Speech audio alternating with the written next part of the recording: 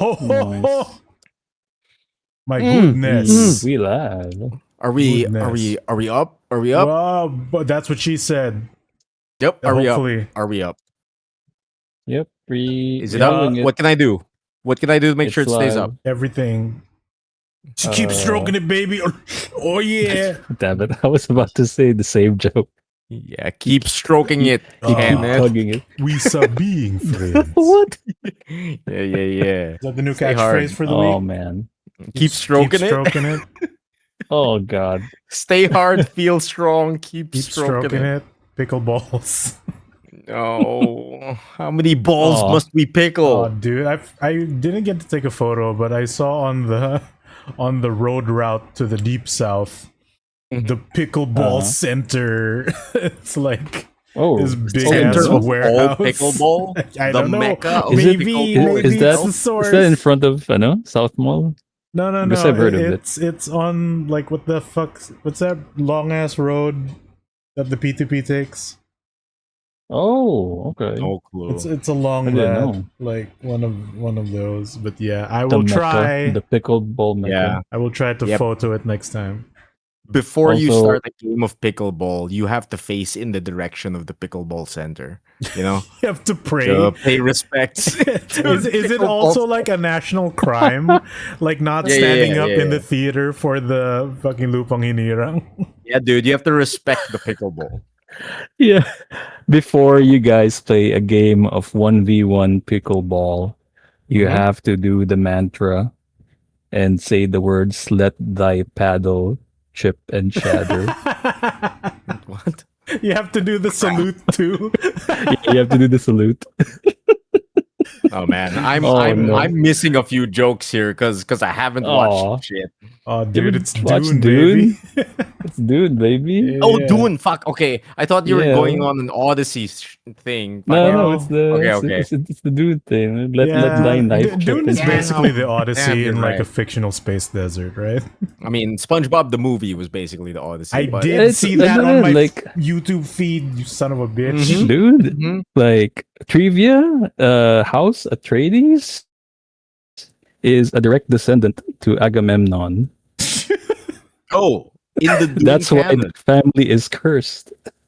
Oh, okay. are In no the Dune original Yeah, ideas canon, canonical they are left in sequel this to the world. Odyssey. Agamemnon. That's thank you, Sir Kenneth, Oh, man. our Patreon. Yeah, No. Our uh, Patronus. but yeah, that's- Patroni. it's was one of the things, right? You gotta face east to greet the sun, and then face north to greet the mecca of pickleball. And you bowed and do the salute to your opponent. Yeah, that's true. Can't That's true. believe it's been like can't believe it's been like 3 episodes since we've been shit talking about pickleball without playing. But I Dude, will say, if somebody were to only tune into this one, you'd think we love pickleball. So come on, Yeah. ah, That's shit true. Malemo. talking so hard. Yeah. Anyway, I will welcome to say- Good Trades. Oh, wait, go ahead. No, I will say we've been harping on the pickleballs for 3 episodes, but it's been one magic set still since our last episode. Yes, one magic Oh, set. yeah. So we're still in Marvel, baby. We're still winning somehow. We're doing good. We're doing good. It's not multiple magic sets. Oh my god. We're within Welcome one. to Good Trades, episode go. 130. I'm your host for this episode, Migs, Cheesy Chips. And with me today is Emile in the Morning at Night, Hello, Our hello. resident- It is me. podcaster, Fish Master, or Yes. Horse Master, I guess. Horse Whisperer. Oh, I'm trying real hard to Mhm. whisper to them horses. Yep. They're listening. And also with They're listening. me is Migoy from Too Much Gaming, our resident cardboard shuffler. Happy shuffling. I'm making this up. I'm making this up. I've I been forgot how to trying to host. think of It's just catchphrases too much gaming. throughout the entire point of the Yeah. intro. Dude. Nothing came. God. Great. Amazing. And 2 hours of sleep. Oh yeah, Not joining us Rafi today. not joining us today. Man, busy. Today, this episode is basically Ghostbusters 1. the original 3. No, Venkman like, stands and it's kind of the reverse, because remember, if you recall, episode 1 of this show, Raffi was the guest. oh yeah, yeah, that's Raffi true. was the guest. Like, Yeah. So I guess So it's it's, Ghostbusters 2. Oh, I guess so. Yeah. Okay. Yeah, that's true. That's The true. real Yeah. Ghostbusters. The big Raph man is busy today, so we're going to have to make up for the lack of muscle in the room. Oh boy, he makes it up for So- all of us. Yeah, dude. No interesting stories about the body and Yes. The mysterious body journey. yeah, No. mysterious body adventures. No None hallway of that menace. this episode, unfortunately. But we are going to be filling up the weeks with a lot of movies, a lot of games, our usual stuff that you are going to hear us yap about. Yeah, like Yeah. So, despite all of us, all three of us, watching multiple of the relevant movies, none of which have aligned for specifically all three of us. Yeah, It's dude. always always Fucking 2 out of 3 for something. one Yeah. of us hasn't watched one thing. Yeah. Only 2 people have watched the other thing, and it's like What the fucking. fuck? And it's what, Oh, 4 yeah, dude. movies? Jesus. Dude, unfortunate. I went out to the theater a while ago to try to watch Spider-Man, and Oh, yeah. I have never seen that many people at that like dinky cinema, like on a weekday in the afternoon. I've never seen that many people. Dude, there. it's wild. Like Spider-Man is Spider-Man crazy. Day, dude. Yeah, like it's Yeah. crazy because it like you tried to watch like after lunch, right, ish, which is Yeah, like yeah. reasonable Lunchtime, yeah. on a Wednesday. Reasonable. I on watched a at Wednesday. No one's supposed to 10 be there. I watched at 10:40 in the morning, the first showing Oh of my the God. day, and it was half the theater on a Wednesday on a rainy day, on a super rainy day. Right? Yeah, super Yeah. duper rainy. Like fucking, there were so many people there. Yeah. They looked like they came straight from the office. Like it People- looked like an Oh, entire night office shift, I worth of guess. people.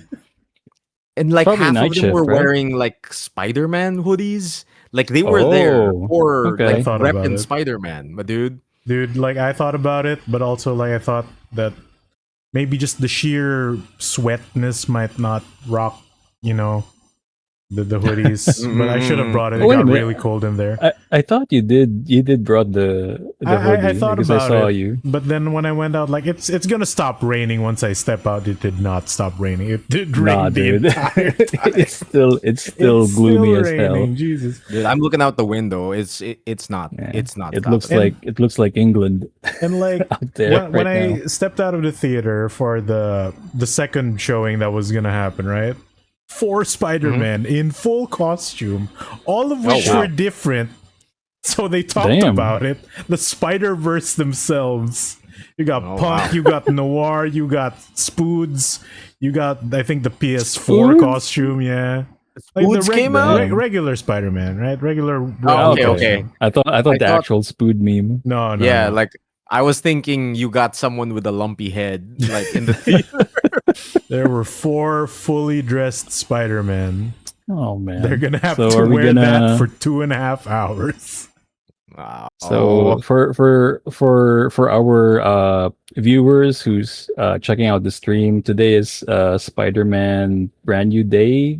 Yep.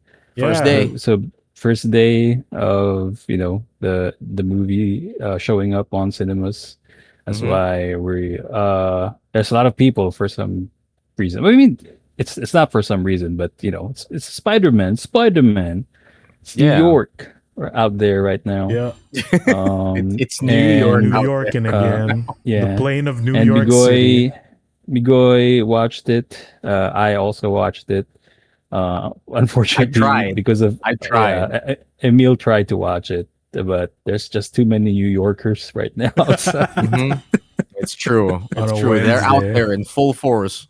Yes. Are we gonna talk about it for a bit No, or no, not? let's save Maybe it. I mean, let's save it. I guess that we could save it.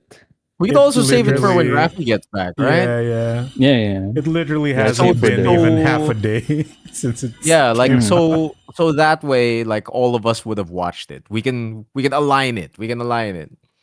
Yeah. Hell, I'll probably watch it again. I don't know. Oh, sick!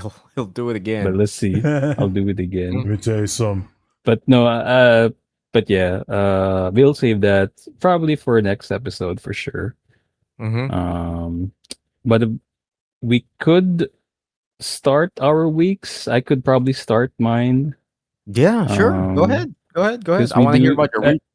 I do have some stuff that is crossing through our streams. Ghostbusters reference.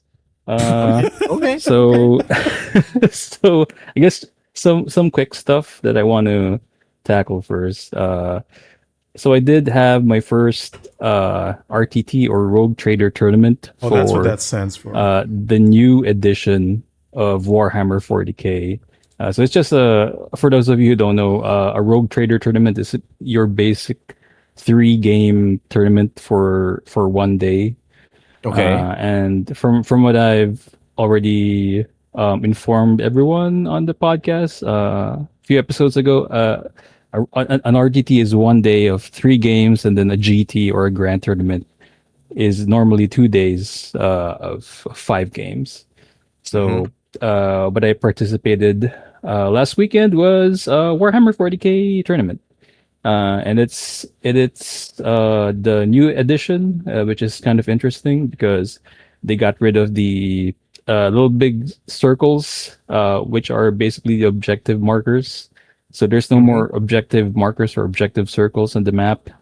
Every objective is now attached to a terrain piece, which is interesting. So it looks more narrative. It looks it looks more cinematic in a way because there's less gamification of the map or the battlefield. So it really depends on the terrain pieces now if you want to score points or objectives. And it's a lot of other stuff that I might not dive too much because it's 11th ed, so there's a lot of rules changes. But basically it's it sounds complicated, and it's basically a whole new game like compared to the previous edition. So what I got was I played in Arkham Las Piñas, and then the meta there is interesting because most of the competitive players aren't present in this RTT, so it's basically like a beginner tournament in a way. So the meta is a bit different. So the faction representation is a bit different. For some reason, there's like 4 players who play Guard or Astra Militarum. One playing Tau. And then I think there's only 3 Space Marine players, including me, and I think 1 World Eaters player.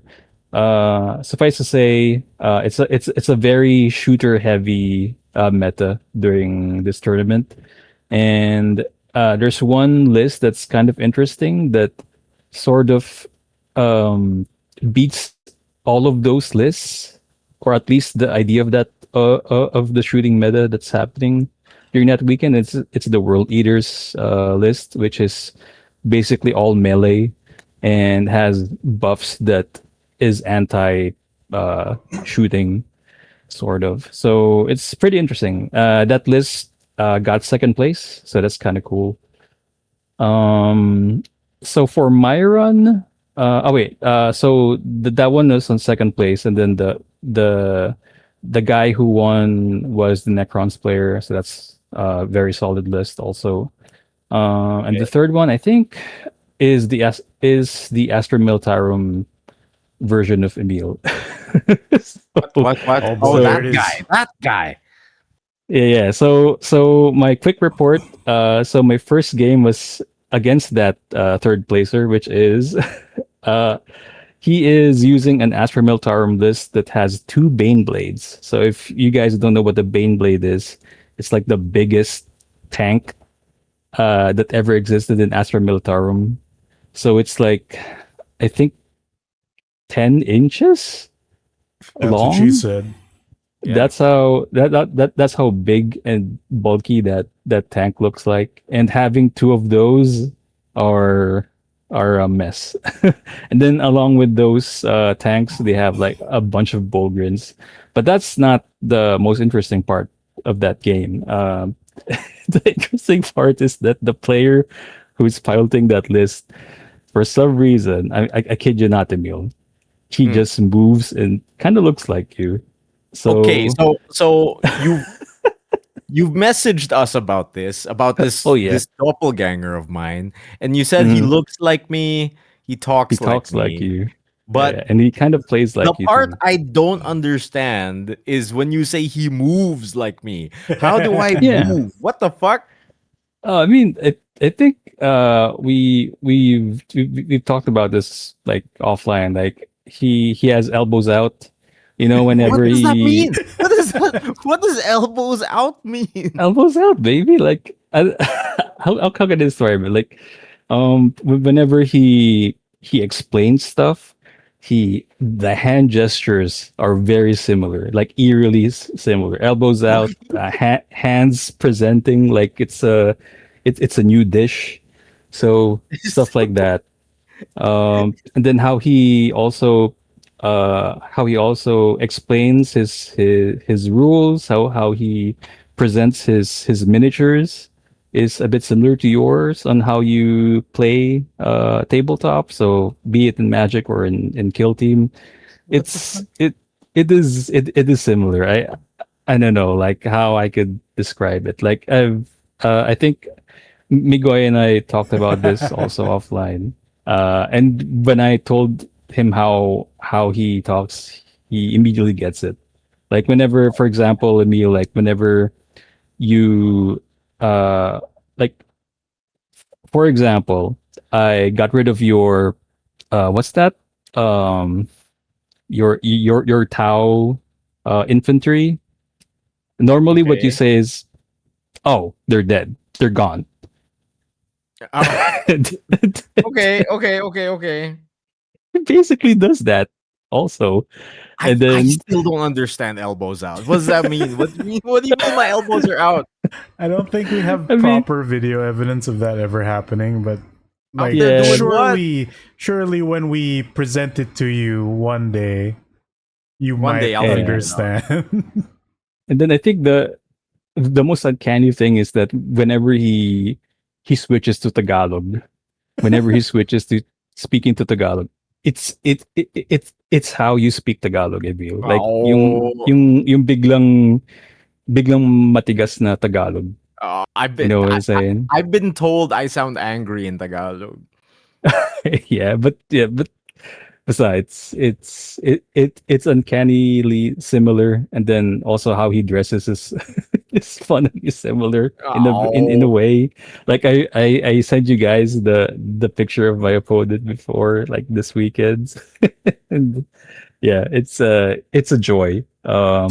Like fortunately enough, he's also a good player to play against. So it's a nice experience. Like it's also like my second time playing against a guard player. So that's a thing. Uh, and then I think second game I got a buy round, so I immediately won that second round. I think that's the only round that I won.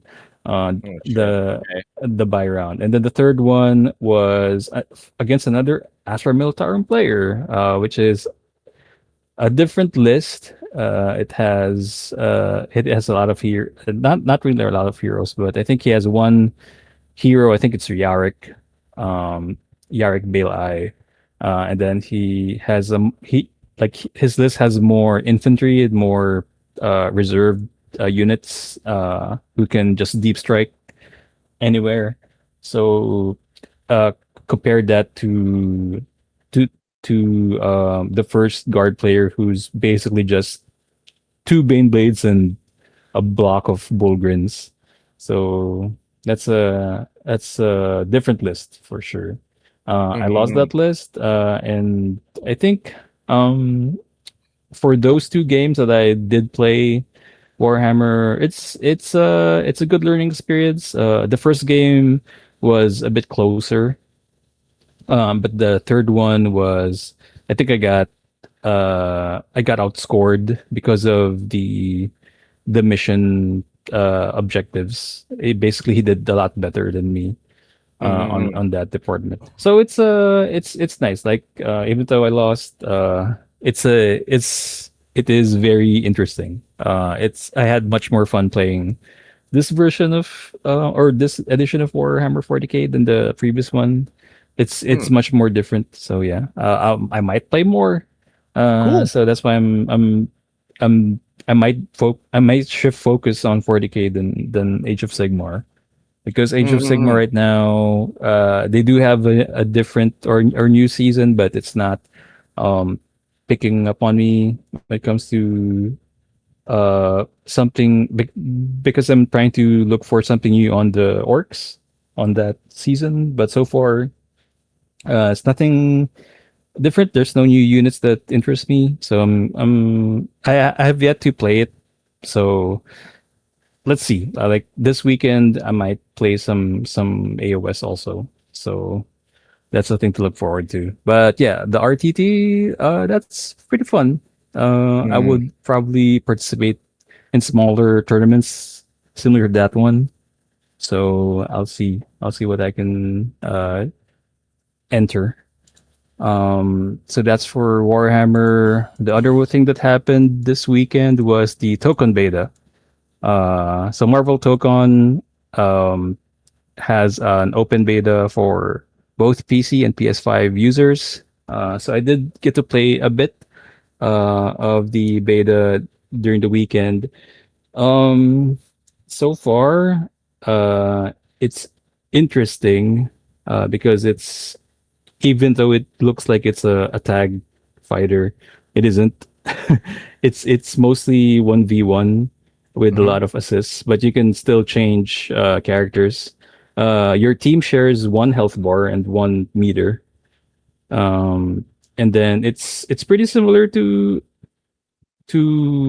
Dragon Ball fighters more than Really? Marvel. Yeah, yeah. Like the movement is not as fast as Marvel 3.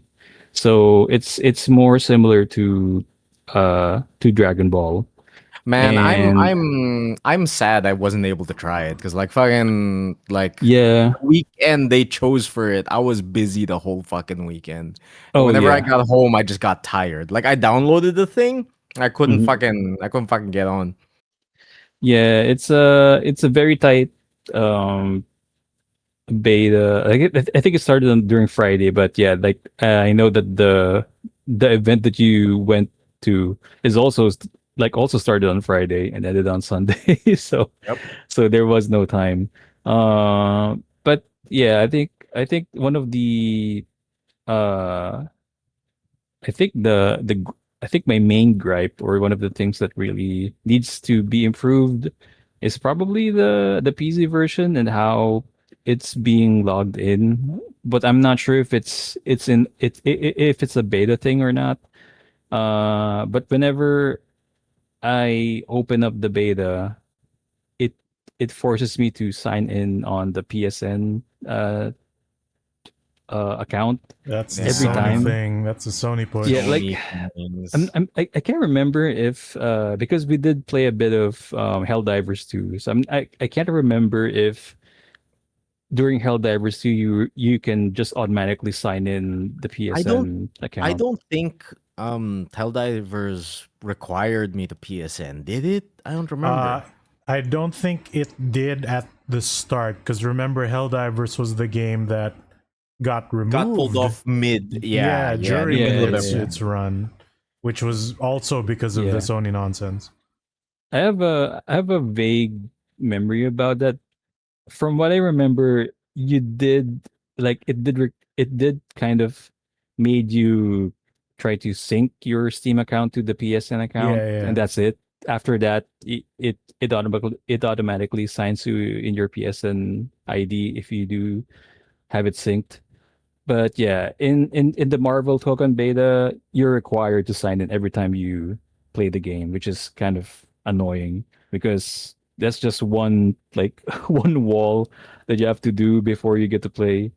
And then other than that, there are some performance issues that I did that I did encounter. There are some frame slowdown on some matches.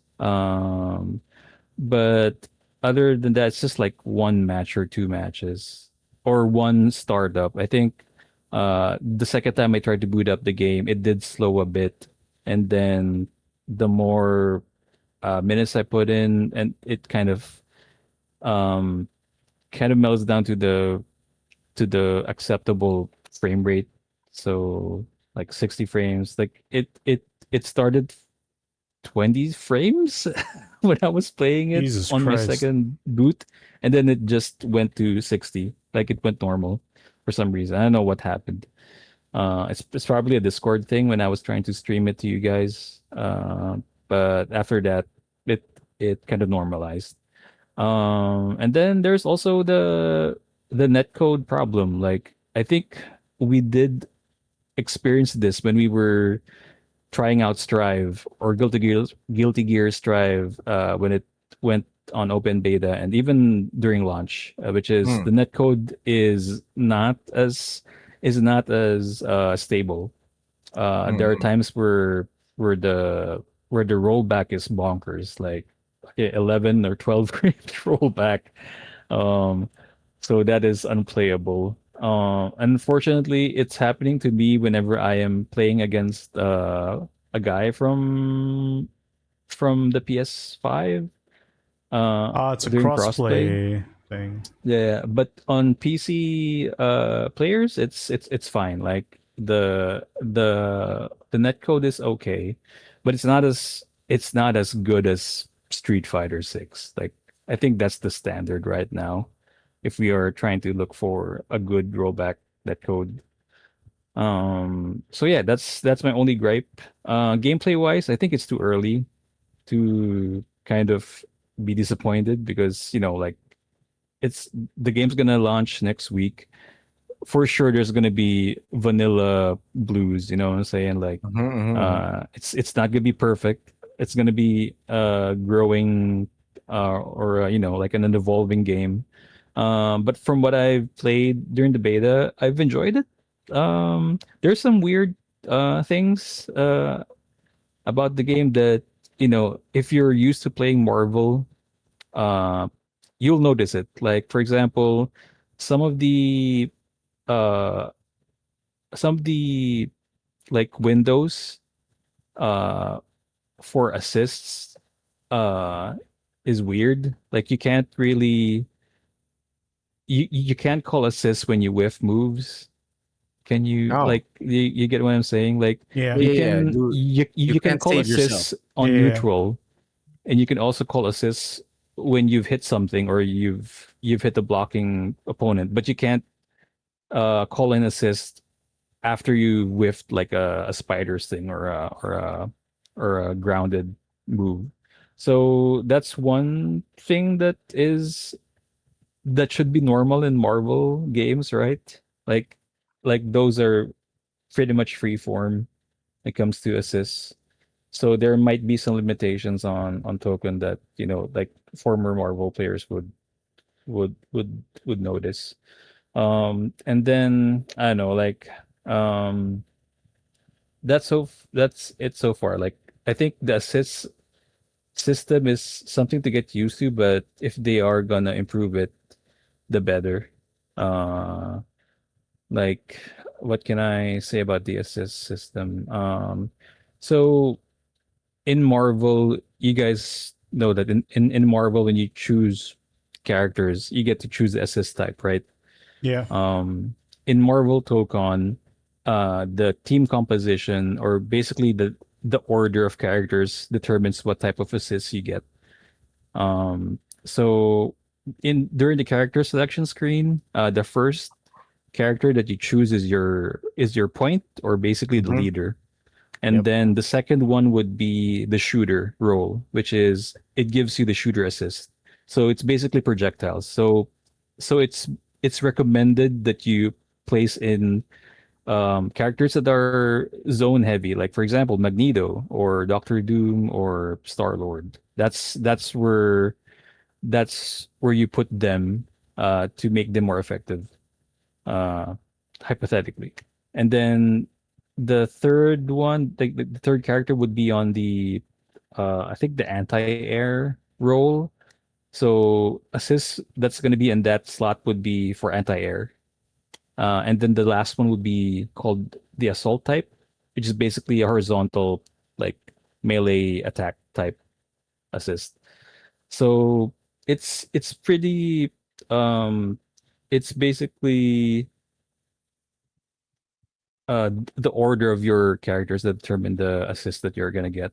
And then, for example, in game, if you do switch up characters, it will also affect their assist types. Like for example, on point you're using Wolverine, and then your shooter type would be your shooter assist would be Magneto. And then if you switch with if you switch from Wolverine to Magneto, Magneto becomes point, Wolverine becomes the shooter.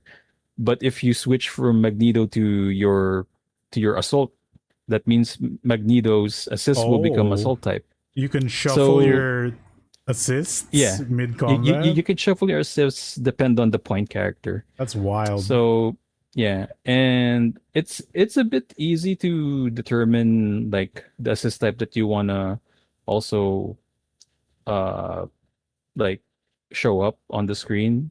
Basically, if you press assist and back, that's the assault type.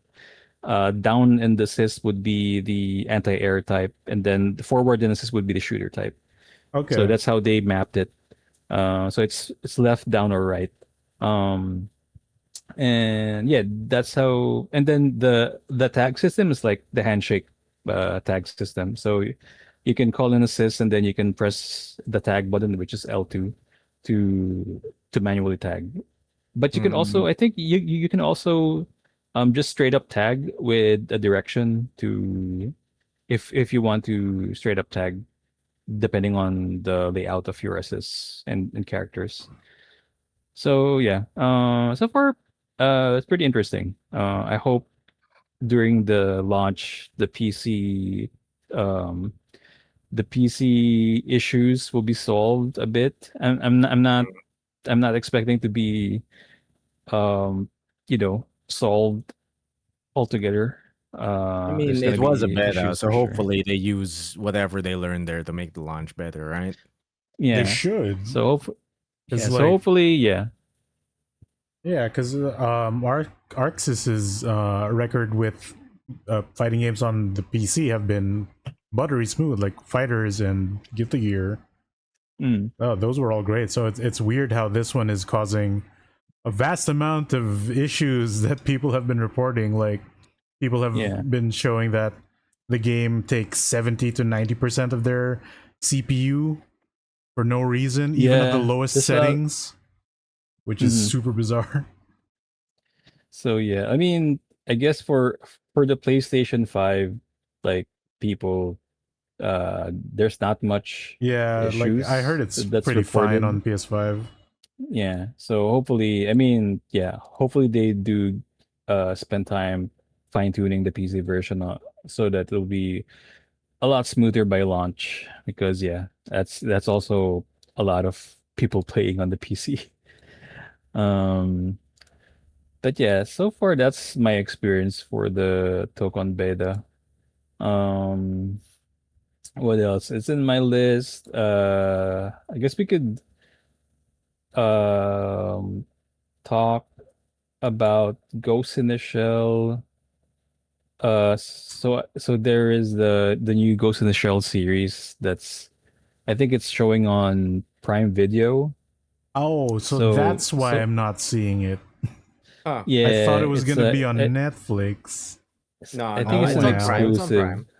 Yeah, I think it's an exclusive in Prime Video, and it's the new Ghost in the Shell, which was I think animated with what's that Studio Saru.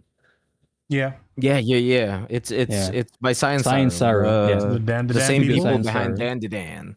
Yeah. So, and it's supposed to be more more Manga faithful to the accurate. original manga. Yeah. Yes. Yeah. So, Like I feel like I haven't watched it yet because I'm letting it pile up, right? But mm, like from what I've heard, it's trying to capture like the original sort of like feeling that the manga had, that 90s mm, whimsy, you know? yeah.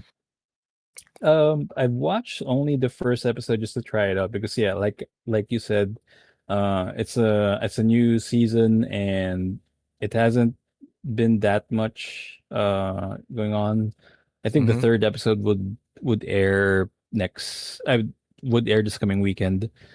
But so far on the first episode, it's pretty solid. But yeah, the whiplash that you'll get if you are used to the seriousness that is shown on the animated movies on standalone complex. Yeah. Uh, those are serious shows. I mean, there's some funny stuff going on there also, But but like it's the like new the Ghost in the Shell stuff we grew up with, like basically like the animated stuff, it was all gritty, you know? Yeah. yeah, it's based on the animated movie.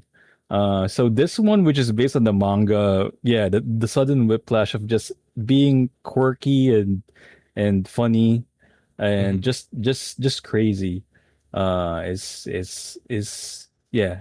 If you're not used to it, you might. I'm not sure if you're gonna like it or not, but it's still solid. Like the funny bits are really wacky, but when it comes to the serious bits, when like for example like a mission is going is like a mission is ongoing, the action is ongoing, it got really good. Like it got really serious and it's exciting. Like I think that's the word that can Mhm. describe this. Exciting and wacky Ghost in the Shell. Yeah, I'm So seeing the takes on the internet of like people who are just getting extreme whiplash and just not liking it based off that whiplash, and I'm like, yeah. come on, guys, it's fun. It's Yeah. fun. Like I think also one of um the what do you call this? Like the extreme 180 would be some of the character designs because they do based most of the designs on the original manga, but they also kind of turn it up to an 11. so so if you remember um who's that who's the old man in Ghost in the Shell? Is it Araki Bayan or um the Aramaki? I forget the name, So but I know who you're talking about. yeah, the one that has the Teihachi hair. Yeah. So that character in Standalone Complex and in the animated movie, he looks like a normal guy, right? Like a normal old man with a funny hairdo. But in the Ghost in the Shell animated series, like the new one, he looks like a monkey. Like he looks like he has more like monkey looking features Looks like an Astro Boy than character. yeah, exactly. So it's interesting. Like he's also younger in this version, so that's also interesting because we normally see Aramaki's character as an old man. So this one is he's a bit younger. So yeah, and then most of the other characters like Bato or Togusa, he look like they look the same, but yeah, like more cartoony and more wacky. They look like Ranma Um, characters. yeah. I think that's the closest when it comes to the style or maybe the feel of the new show. It's like Ranma, but it's also a bit serious when it needs to be serious. And the themes that they tackle on the first episode is also interesting. So it still has that cyberpunk theme that you see on Standalone Complex or in the original animated film. So that's nice. and that led me to wanting more cyberpunk stuff, and yeah, that made me play. That made me finally buy and play Cyberpunk Oh 2077. dang. Yes. Yeah, I got this one on the sale. So I think that's the game that I bought during the summer sale. Since I need a game to play, and um, I think last month I did start some RPGs like Exhibition 33, but during those weeks I'm not feeling it, like I'm not feeling like playing it fully. So I did try to buy something or start something else, and that's Cyberpunk. So yeah, I think I've started playing this at the right moment where it's finally optimized and complete. Oh yeah. So because during the launch of Cyberpunk, it's problematic. It has a lot of bugs. It's not really Mm-hmm. that good. So yeah, and having the hard like having the right optimized hardware to play it also helps. So yeah, it's my first time playing Cyberpunk blind. I'm quite surprised because normally CD Project Red handled like the Witcher series, so it's mostly just third person RPGs or third Mm-hmm. person action RPGs. This one's just full out first person. Dude, So if it's if somebody told me earlier that Cyberpunk 2077 was just Skyrim in the Cyberpunk land, I yeah, would have played it earlier. You know, it's Skyrim so with good. guns. Yeah, dude. It's just Skyrim. Like hacking, that's magic. Fucking Mhm. yeah, dude. It's so Dude, good. it's cool. Like and then like it's not just Skyrim with guns. It's Skyrim with guns with CD Projekt's quests or writing. Yeah. So Yeah. everything is like some of the side quests that I've encountered are pretty cool. Like the I think the first thing that struck me when I was playing this was uh the cyber psychosis missions where you have to Yeah. hunt down people with cyber psychosis. Mm-hmm. Mm-hmm. And then the first Regina. yeah, like the first um encounter that I got with the person with cyber psychosis is a clear reference to the Ghost in the Shell. Yep. Yep. Like it's basically the a major or a lieutenant, and Yeah. Yep. then like even the like the arena or the boss fight stage that was set up in that mission is clearly just Ghost in the Shell, where it's just the like a semi flooded like I don't know area. So Mm-hmm. that so when the cyber psycho went all invisible, you would see her footsteps, something similar to what you see in Ghost in the Shell. Right. So it's interesting. I remember that Um, was one of the first cyber psychos that really made an impact on me too. And like fucking like her name was Lieutenant Mower, which is fucking just like Kusanagi means grass cutter. So fucking it's it's just a straight up reference. yeah, and man, there's a lot and I didn't know that Cyberpunk has a part where it's just Mad Max.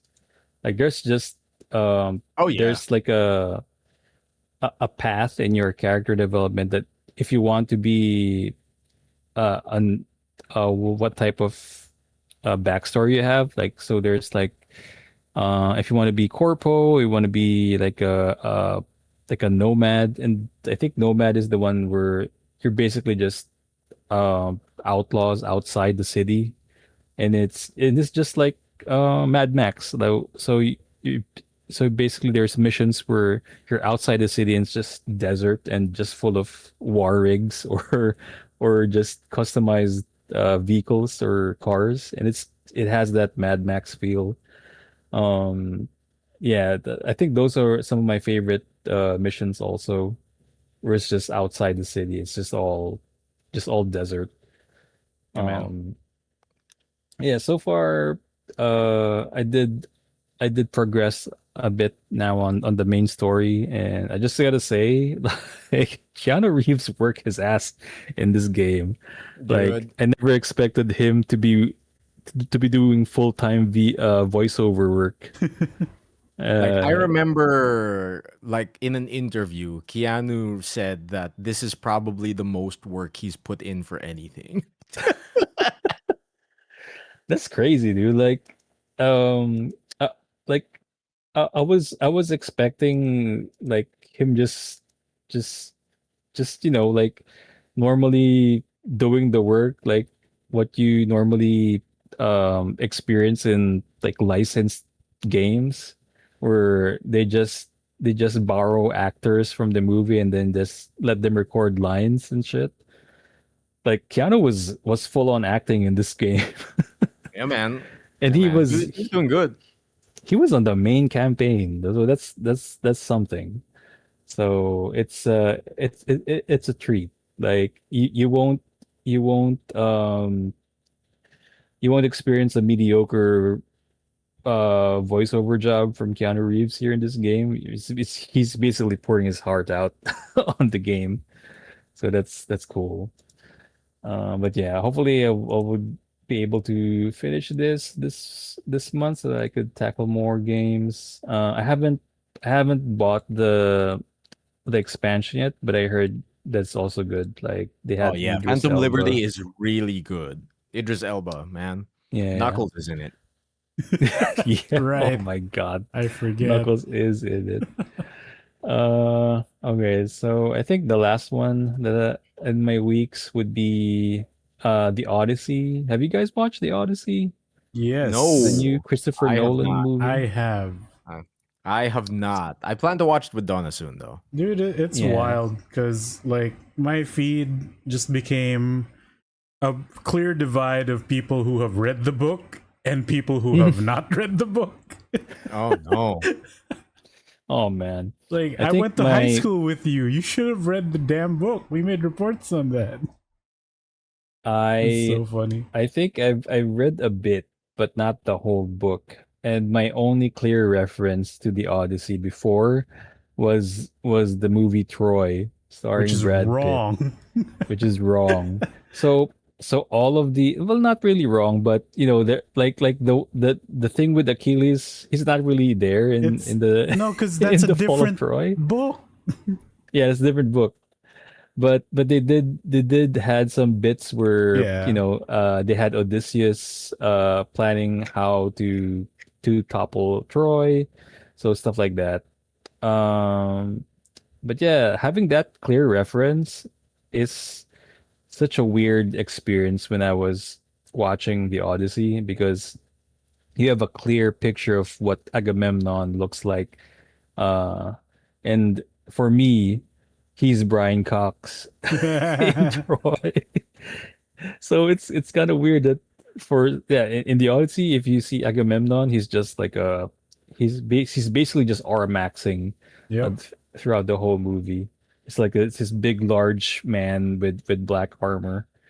He looks like a Batman. He basically looks like Batman. Who does Um, nothing. he does nothing. He just stands there. But yeah, Mhm. it's interesting. So I basically draw parallels, or I try to compare what I know from Troy to the Odyssey. Funnily enough, Odysseus in Troy is Sean Bean. God damn. So Like that's to so see long Matt ago. Damon as Odysseus, yeah, it's interesting. Um, Man, I can't believe we got another movie about Matt Damon wanting to go home. oh yeah, dude. Like That's his shtick now, I'm just, right? Yeah, that's his shtick yeah, I now. think He that's just needs four to get home. movies. Is it four or three movies? Three, I Oh, think. four? Like we Like have Saving Private Ryan, The The we Martian. have Martian. Martian, and then we have what's that other Nolan movie? Uh, I don't know. one with space. I The forgot the Martian. name. Interstellar. We There's a got lot. Interstellar What because was Matt Damon in that one? That was the Matthew yeah, McConaughey. no, Matt Damon's there What? as an Matt Damon's in. uncredited astronaut who wants to go home. Oh, what for Yeah. real? Oh shit. Yeah, and he became the villain. Like not really the villain, but he's a bad guy there. Wait. Does Born Identity count? He just wants to get Nah, dude, he wants to get out. That He counts. was Doesn't want to trying come to home. run away from home. Damn it. He Okay. wants to run away. No, I'm trying to think of more movies where Dude, Matt Damon four, needs to get four is enough, man. Yeah. Oh man. I'm trying to count more of them. More of them. Speaking of the Born Identity, like I watched an interview of Tom Holland. He basically Oh yeah, right. said in the interview that he was a Jason Bourne fan. So it was a delight for him to work with Matt Damon in the film. And then there's one take down during one scene where he's trying to run away and escape.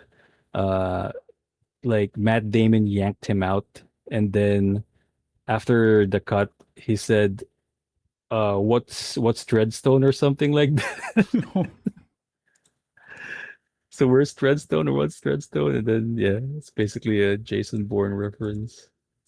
Dude, like I know it's Spider-Man Day, but the Odyssey was basically like a prequel it's to a Brand New prequel. Day. My God. Because of Yeah, I Tom forgot. Holland and fucking what's his name? Shane The Shanisher. Yeah, Like it's he puts on this John accent. Bernthal. Yeah, John Bernthal puts on this accent, but I swear it's just the Punisher Just still Punisher. talking. Like the accent Yeah. it's so forced. It's hilarious. The scene that he's with Tom Holland, they're just it's Spider-Man and Punisher like 100%. It's so funny. Yeah. I mean, yeah, like right now we're not really discussing about what happened in the Odyssey. Because, yeah, Like from what I it- was told, like from what I remember, it's very very faithful to the a source bit, material. there's some just a little bit of like changes, I Yeah, guess. there's a But yeah, few, but like they're pretty tasteful from what I've heard. Like I think but some the of them overall are idea, also, I guess, is yeah, like it hits a lot of the beats almost to a T, and I think some of the decisions to shift things around was to make it so that there's a sort of reveal for the audience. I think I've shared this with you, Migoy. The thing that I said was Nolan can't help himself. Oh yeah, oh boy, Like dude. there's a formula in Nolan's movies, and you will see it in this movie. But yeah, I think what Nolan did in his version of the Odyssey is, yeah, he's trying um to set a theme uh using the Odyssey, basically. Like he's trying to tell like not really a lesson, but probably like, yeah, a theme or um a message uh using the Odyssey as the medium, because he was um trying to tell a side of Odysseus, I guess. So yeah, it's a Nolan flavored Odyssey. I don't know if that makes sense. He tries to turn him into a superhero. Yeah, that's if you've watched a lot of Nolan films, if you're used to how Nolan like frames and sequences his movies, then you'll kind of get what's going to happen at the beginning and at the end. So yeah, that's basically his formula. Uh, there's some s- some stuff that I've heard about the film, and parang there's some pacing issues though. Not sure if you've caught up with that, Bigoy. I did not hear about that. I've actually found the Like pacing pretty good because like it's 3 hours long, right? Something like that. I think pacing in a way where the camera's just going everywhere, like like the transition is just a lot. Oh yeah, because But sometimes it puts you in the action as if you're there, and then it'll yeah, just cut to a really far shot. but also I've learned that the cameras that Nolan is using is the original like equipment that they used to film IMAX Yeah, 70 millimeter a films, right? real IMAX resolution, so it's Those tall. things can only record 3 minutes of footage max.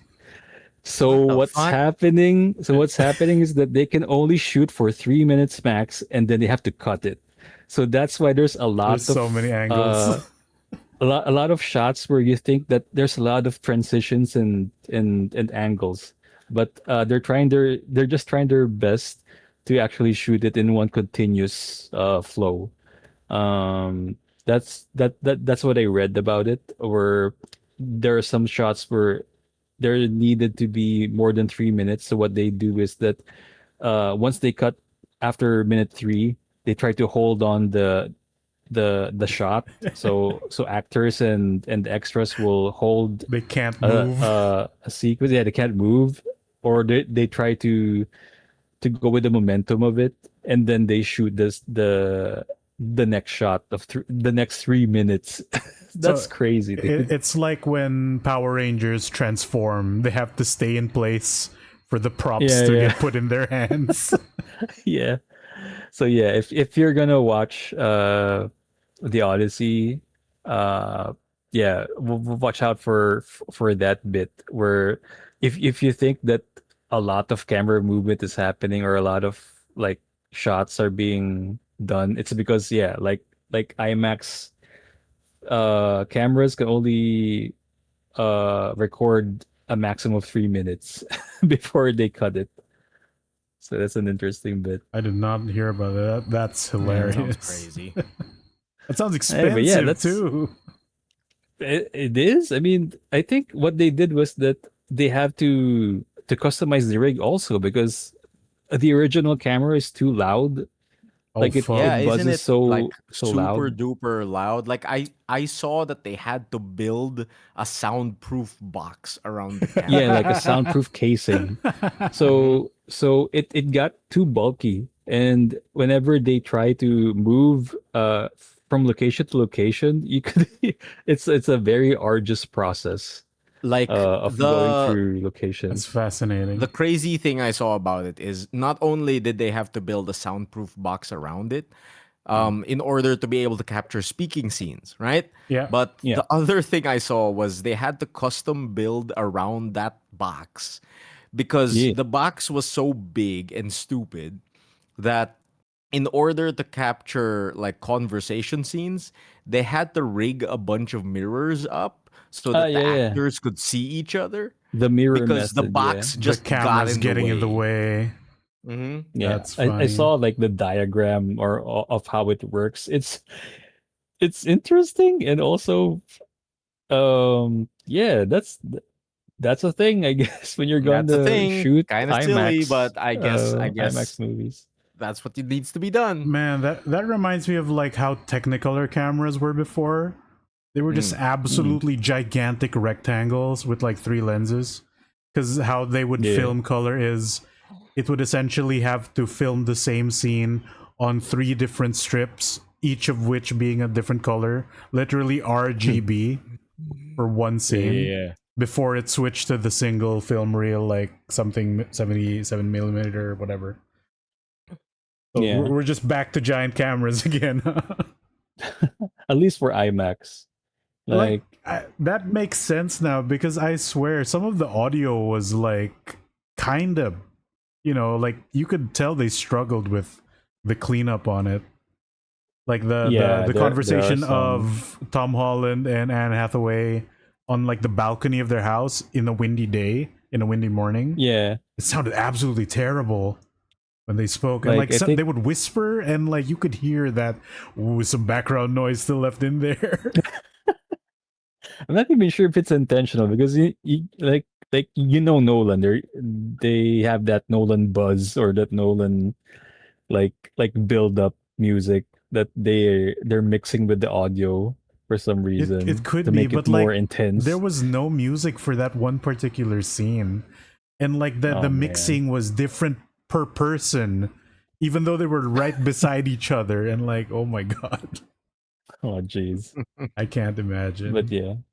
What else? Aside from we're like Emile, we're not trying to spill the plot. Dude, it's an old ass book, man. It's fine. It's an old ass book, man. Yeah, dude. You know, but dude, I saw this Nolan's Odyssey, so it's like a bit fucking but my it's dad insane. posted on Facebook saying he watched the Odyssey and he needs to brush up on his readings of Homer. It's old, man. It's super old, like ancient Greece old. Yeah, dude. Yeah. It's no worries. I've played through Age of Mythology. That's true. Man. No, there's just like Did they have there are some dude. There's some random musings there that is just it made my viewing of the Odyssey funny. Sort of like a comedy for me. Like there's some. It kind of was. There are some things that Odysseus did in the movie that doesn't make sense. It made me laugh. Is the Odyssey categorized as a divine comedy? I'm not sure. That's the thing itself, right? Like that's Or like am I thinking of like the Dante stuff? You're thinking of Dante because the divine comedy is literally the Dante story. It's literally the big three of Dante: Okay. Inferno, Paradiso, like stuff like that. Devil May Cry. The thing you're thinking of is an epic. Yeah, an epic. The Odyssey is an epic. Yeah, but yeah, there's some changes that made it funny. So I'm not gonna spoil it. But if you saw it, it is. Dude, that movie is funny. I swear. Yeah, that movie is funny. My God, like, who's that guy? The Batman. The Batman is good. The Batman's good funny. there. Yeah, he's the most convincing actor in that entire thing. What a chameleon. Also, basically has produced a new meme because of one line. That's with funny. A smile on its face too. Yeah. Oh, Batman. But yeah, go watch Odyssey. I think I've heard, I've seen discourse about like the Odyssey, like some really dumb ones and some others that kind of make sense. Like you've seen the Elon Musk saying that I want to recreate a historically accurate Odyssey with Grok, and people going like, it's fiction, right, Elon? It's a goddamn story. Why are rich people so dumb sometimes? Also, that's Elon Musk. He's not gonna follow through. Yeah, and like he tried. He's just right? saying So it for the somebody brownie tried, points. and it looks I don't like know, man. Twitter is still named X, and I hate it, dude. Like somebody, I don't know if it's Elon, but somebody tried to make it with Grok, and it looks like a Bible movie, like a bad one.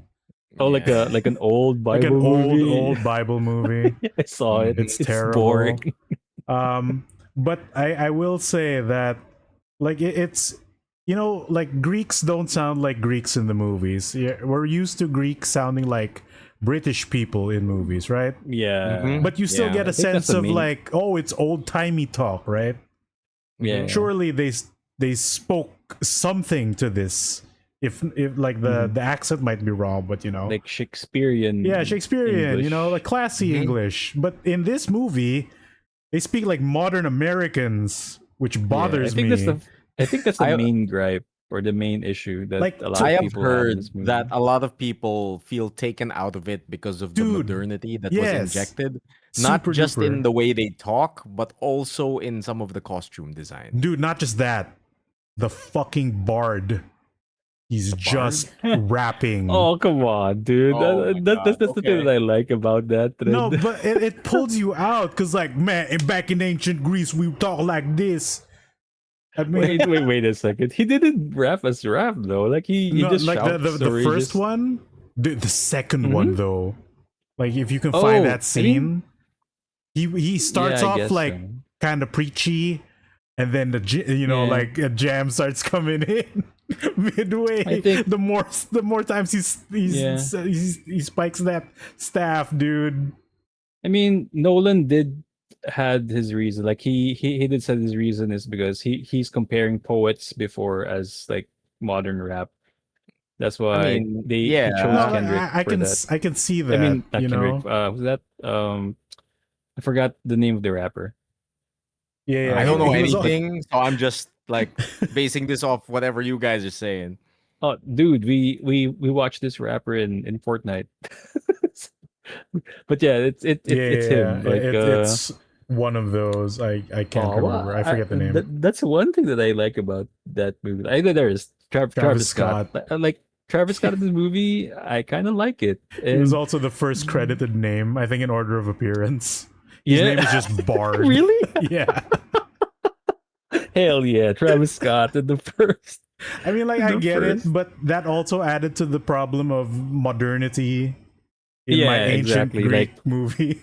the suspension of disbelief that this Yeah, is an ancient it's Greece epic. pulling me out a bit too much. It's becoming Fortnite, Yeah, but nah, I think like which is why like it I adds said, to the funnies.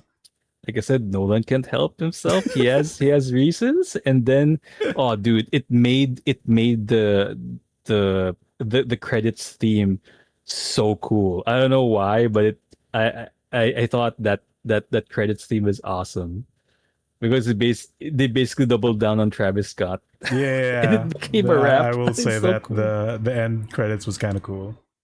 Yeah. Uh, what else? But yeah, we'll just leave it at that, and then yeah, Emile, go watch it. Yeah, I Or Uh, read it, or both.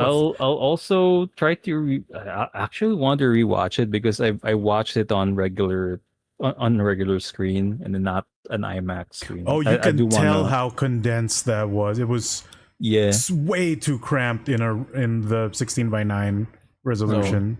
I gotta IMAX it. Okay. I think I mean regular screen is fine, but it's such a huge difference on what you can see on the Yeah. IMAX screen. Like Okay. Agamemnon's helmet is not complete. Oh, in dude, the, yeah. Like in the in the 16:9, regulars. it's just his Yeah, face. But it's just in the cut. IMAX, you see the entire helmet. Yeah, it's so cool. It's a I think it's one of those movies where that you really have to watch it on IMAX if you Yeah, want I'd to say get that if the you're full not experience. if you weren't aware, you wouldn't be looking for it.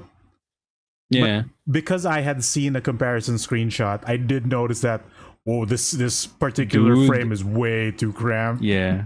After seeing a couple of screenshots, yeah, I really have to see it There's on that just type of so much missing. It's insane. yeah.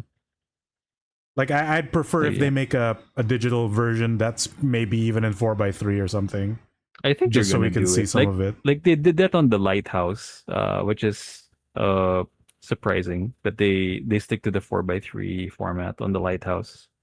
Yeah, bring 4:3 back. Yeah. Bring C no, Bring joke lang. CRT Bring back. CRT Bring back. scan lines back. I miss The it. way Nolan intended for you to watch it. Retro's These coming movies. back, baby. All right. I think that's it for my weeks. You want to piggyback it, Migoy, since we've started with the Odyssey. I mean, we Um, ended with the Odyssey. I guess I don't know which one. Okay. I was planning to go on like the sad route because these Oh, past weeks have been rough. Um, maybe I'll save it for the end show and the end pit where we can cut it. But sticking with the movie parts, mm, that's the movie. Well, that and Spider-Man, of course, were the ones that we yeah. synced. Jeez.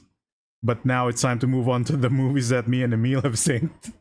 Oh Yeah. shit. Yeah, dude, the ones we watched. Yeah, the ones we watch. So Mhm. I want to start with the good one from the two. Like I know the other one made way more money, but I want to talk about the one I Mm. actually enjoyed way more, which is They Obsession. both are good, right? Oh, I like Obsession I way more, think dude. I swear. like I like both of them, but what do you call it? I can understand why Obsession is better. I th- mm, I I was slightly disappointed by the Backrooms. Like it's good, it's okay, but coming Mm. off of Obsession, which I watched first, Oh, okay. Cause me, I did it Oh. backwards. I watched Backrooms first, You then Backrooms Obsession. I think that's Oh, how you're no. supposed to watch that. I did the back first. Am I Yeah. gonna watch both Obsession and the Backroom simultaneously in No. No, At don't do times that. 2 speed, like One Piece. Don't One Piece it. Yeah. Oh man, yeah, maybe save Obsession for the last viewing because I don't think you can go back to the Backrooms Like after. I really Oh, enjoyed no. both movies in general, but like yeah, Obsession is on a different level, I would Yeah, say. I think that's just Mhm. like the nature of the movie, like Yes, how it's yes. written, Plus, how it's like presented. it's really hard to like do a Backrooms movie. Yeah. You know what I mean? And I'm impressed they got it to that level with an internet concept like that, right? Yeah, they did a lot, like and it's good. The acting is phenomenal, I'd say too. Yes, yes, yes. But yeah, Obsession is just like a tier above. Like it hits it hits that good indie. But yeah, Yeah, I guess Damn. we start with the Backrooms first then. Yeah, sure. So Fucking like we can't talk about like the spoilers because I really want Cheese to like go in on this yeah, blind. like best to go in Oh, yeah. blind, especially because the Oh, game man. itself is practically nothing, right? Or Yeah, the dude, source it's- material. I think I've seen Yeah. such stupid things on the internet about the Backrooms movie. I've seen like a Okay. bunch of children saying like, "Oh, it level 1 only. Where's level 2 and level 3?" And I'm like, "Fucking, are you fucking kidding me? This is fucking the game, really? The games?" I was also Like, like, are they gonna go to the pools? Oh, they did. I mean, they did.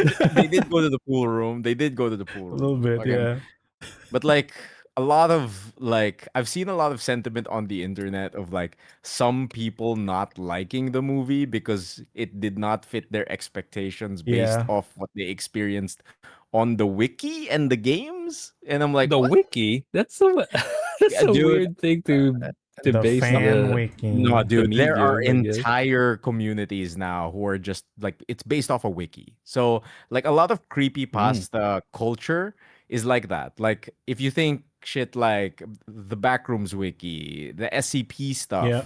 it's all wiki based really. It's just sharing stories. Yeah, written by teenagers Oh, mostly. this is Yep, written by teenagers mostly. I mean, I could never become a fan of like fucking SCP. There's Like, some good I- SCPs, and that's what there- gets turned there into are some- games. There's a lot of bad ones, like really bad ones. That's the part. That's the part that gets me because like I have to trudge through all of the garbage in order to get to the good stuff, and I'm like, Like, oh, SCP And, like- 87's a good one. What about 1 And, to like- 86? No, they're all garbage. and like there's a ton of people out there who like love it all, and I'm like, oh, Nah, those people you can't be real. discern. You can't Yeah. discern which one's garbage, and Because that's their it freaks entire me out. identity, man. Yeah, and it freaks me out that like those same people who can't discern the garbage from the good stuff are judging this movie because it didn't have the garbage in it. Oh, for I think Kenneth, you said on the chat for SCPs, just go get the novel. There is no anti-memetics division. Okay, okay. And Anti-memetic then- division. Medics, okay. That one's a full-on self-contained thing that got turned into the author's release. Okay, Okay, I want to check Yeah, that out. yeah, That sounds yeah. cool. I'll try to check Yeah, that that out. does sound cool. Oh man. But But yeah, dude, Backrooms was really good. Yeah, like I did not expect the story to be what it was. The way it goes about it too, like it's a little out of order ish because it jumps to flashbacks without admitting to you that it's a flashback. It's something Oh. you have to realize on the way. Yeah. Is that a good like a good thing? Some of or the is it- transitions, especially the first one, is really good. Where it's like it's very artsy with it. it's super duper artsy, like in a practical sense too. Like imagine a flashback of you as a child, right?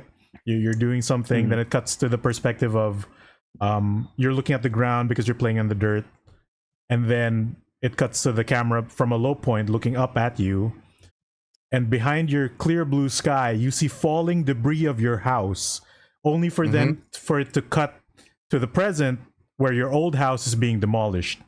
So I'm like, oh god, it's a tragedy, and like, no, it's them reminiscing about their old childhood them house. reminiscing about the childhood and their memories of their house being demolished, that kind of thing. It's super and like, artsy and good.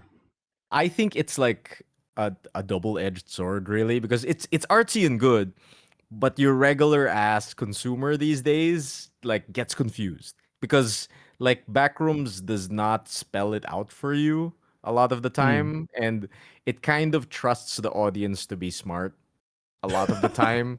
And I feel like a lot of the reviews and like the reactions I've watched, because it's out on digital now apparently, and one of my big like guilty pleasures is watching reaction videos.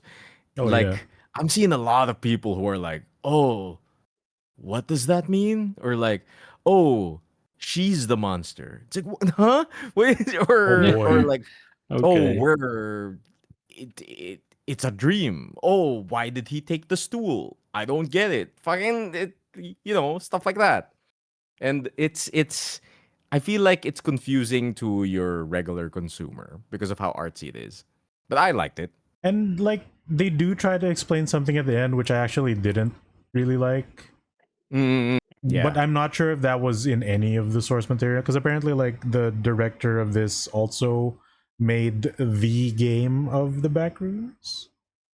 Did he? No, I don't think Kane Parsons did a game. Well, he was involved in one of the major backroomy things, though. Yeah. He was the one that made that really good short film on YouTube and like made a series out of it. Okay, that one, yeah. Okay. Yeah, that one. And basically a lot of people regard that as like, oh, this one's the good interpretation. It's the Backrooms Bible. Yeah, basically. There are people who are like, no, Kane Parsons Backrooms is the Backrooms, and there are other people who are like, no, it's the wiki with the funny hoo clown room, right? Or something. But yeah, like at the very least watch it, because like the acting of the very few characters, like even the cast list at the very end is very so short. Oh. They do well with what they have. You can also tell that they only had a few locations to film, because you see them a lot. Really tell.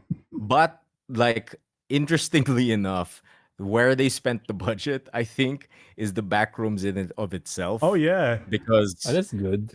Like they went for practical set design when it comes to the Backrooms itself. Oh, okay. And the interesting thing about it, the production of it, is they built a 30,000 foot set for the Backrooms itself, and it was so large that staff members were getting lost in it during production. So that's cool, because I was also wondering as I was watching, like, yo, you think that background's real? And then he proceeds to crawl into it like, oh my god, it's real. It's real. Yeah, it was really interesting because like I watch Wendigoon stuff, right? Yeah. And apparently Wendigoon was like invited over to the set. Oh, and sick. There's just footage of Wendigoon being lost in the back rooms. Yeah, because what they do with it, especially like in one of the early rooms, is like there's a forced perspective, like shrinking corridor to a shrinking door thing. Yeah, a shrinking door thing on the wall, and I'm like, that has to be green screen, right? Because they're not interacting with it until the character does. He physically crawls to it and opens the door and physically goes through it, like in his entirety. And he stumbles up the ramp, and I'm like, oh man! And no cuts, right? They show him in his entirety go through that little like weird upwards ramp into the tiny door. And like, that's insane. Yeah, that's real good. They spent all their money on that set, man. That's fucking crazy. That's real good. Oh man, yeah. Backrooms was cheese. You gotta watch the Backrooms, man. Yeah, I think the reason why it made so much money, it's because of its internet popularity. First and foremost, definitely. And then all the media buzz, like, oh, he's only 22 years old. He directed the big thing, and oh, Markiplier did the thing. The indies are coming back. Ooh. Also, and also the A24 being an asshole and copywriting everything. Yeah, and I heard about that too. And the director, and then basically Kane was like, "This should not be the case." Yeah, we talked about this A24 stuff. Yeah, fucking A24 lawyers, stop it. Yeah, so all of that I think amounted to that. Like it's like Yeah, how dude. the Minecraft movie made a lot of its money from the memes. Yes, Right? yes, definitely. Like it was a Dude, good like movie, but then the memes also accentuated all of it inflated all the income. I think the biggest thing that was like irking me while I was like looking for reviews of this is every review that I found that focused on how young he is was disingenuous. It's like, Oh oh, yeah. he's so young. He couldn't have directed this on his own. He must Yes. have partnered up with. And I'm like, fucking. These reviewers just sound like a bunch of failed film student people who are like really butthurt that this 20-year-old got to direct an A24 movie. And I'm like, fucking guys, it's good. Fucking shut up. How right? did he do this without AI? Well, Oh, I'm so God. creative. Grok, be creative for me. Rock reviewed this movie for me. I didn't understand. Yeah, dude, I didn't get it. But yeah, Backrooms Man, is a watch. It's also like really respectful of your time. Actually, both of these movies are. They're literally like an hour 30 each. Oh, that's good. Normal movie length. Like not even an hour 45. You Like could an bang honest this hour out 30. in a quick afternoon, Cheese. And the best thing, Cheese, you will not be jump scared by this thing. Yes. The jump scares the jump scares in this are earned, I would say. It's not like a random ass jump scare. Like I don't think there was like a single traditional jump scare in It's not Sam Raimi jump scares. Oh no. None of that. No. I think the most you get is like a loud sound, but it comes in kind of late. Yeah. Later than you'd expect. Yeah. So you kind of get ready for it. Mm-hmm. All right. Yeah, I mean, like compared to Obsession, which I heard was the movie that had jump scares, but in a very unique way. In a good way. In a good way. Yeah. I would say the jump scares in Obsession were earned. Yeah, because I've like it's hard not to be spoiled right now with Obsession because definitely. Twitter is just showing the whole movie now. Yeah, man. And I am seeing some clips of Obsession. That's how you know it's on digital when you start seeing full clips. Yeah, like full on quality clips. Yeah. And like I lucked out because the moment we finished watching this, that's when the memes started showing up. So, no. Like 3 hours before, literally just in time. I somehow managed to go into both movies very blind, as in nothing. Like like good. Backrooms, I knew about the Backrooms, right? But Obsession, I knew nothing about it. Not even the base concept. Not even the trailer. So like I didn't watch anything. I didn't know the concept. Like I learned after the fact that the director was that guy who makes funny shorts on YouTube. Yeah, it's the YouTube man. Yeah. Yeah, I saw that. blonde guy. I saw his previous videos. I saw. Yeah, it's pretty funny. Why would you want me to come? Don't. No. That guy. Specific. Yeah, the specific video. It was extra weird for me because while we were watching it, me and the lady friend, when we see the best friend guy, he's the guy from the I'm short. like, isn't that a YouTube funny man? Yeah, dude, he's the funny guy from the like, short. Oh, it's that guy and this motherfucker, and he owns the channel and he directed the movie. Yeah, which I was also aware about the horror stuff he made from like a year ago. Oh, okay. But I'm like, I had no idea. These two I learned after the fuckers. fact. Yeah, dude. God, I can't for the life of me remember their YouTube channel, but I'm sure anyone who knows will know. Yeah. And lo and behold, the funny man was the funny man in that movie. It's so good. Like fucking. So Backrooms good, but how was Obsession for you? Since you liked it even better, right? Dude, like Obsession was literally I had like Backrooms. I saw the trailer, I saw the announcement, I saw the key art, I saw the poster, I saw the fake poster, which people thought was real. That A24 I think actually published at some point and got really backlashed for it. Obsession, you got Metal Gear Solid 2. Yeah. Obsession was literally nothing. All I heard was from people saying it's good, or they say it's good, and I'm like, okay, I'm sold. The title sounds cool and simple. it's a spooks game. Mhm. And Yep. then we watched I didn't it. even know the concept. Yeah, I didn't know either. Like somehow all of it eluded me. Thank God. Same. Before Same, the same. memes. Right before the memes. Thank you. For watched it just in time. But yeah, do we say the premise to Cheese? I don't know. Do you know the premise yeah. here? Do you know the I already premise? know the Cheese? premise. Okay, I think I already What do know you the know premise. about what do you know about Obsession? A guy is, I guess, I'm not sure if the guy is obsessed or both are gonna be obsessed, but basically something gets possessed or obsessed. That's All right, more than that's blind I enough. knew. Yeah, that's actually more than I knew too. So Yeah, um, but it's basically yeah, crazy, Let's not talk about crazy, the mechanics. No, crazy. yeah, I think Yeah. we can dance around it well enough. It's more like it subverts expectations well enough without hiding anything, I'd say. To the point that a lot of people missed the point of the damn movie, which is scary. Dude, yeah, this movie is a fucking litmus test for terrible people. Yeah. Like, Oh no! if Oh, you shit. watch this with somebody and they have the wrong takeaway, kung maging idol nila si Tyler Durden, alam mo na. yeah, Oh, it's no. literally that. You can tell. It's literally that. Because Are like, they? I know it's a Heisenberg test. yes.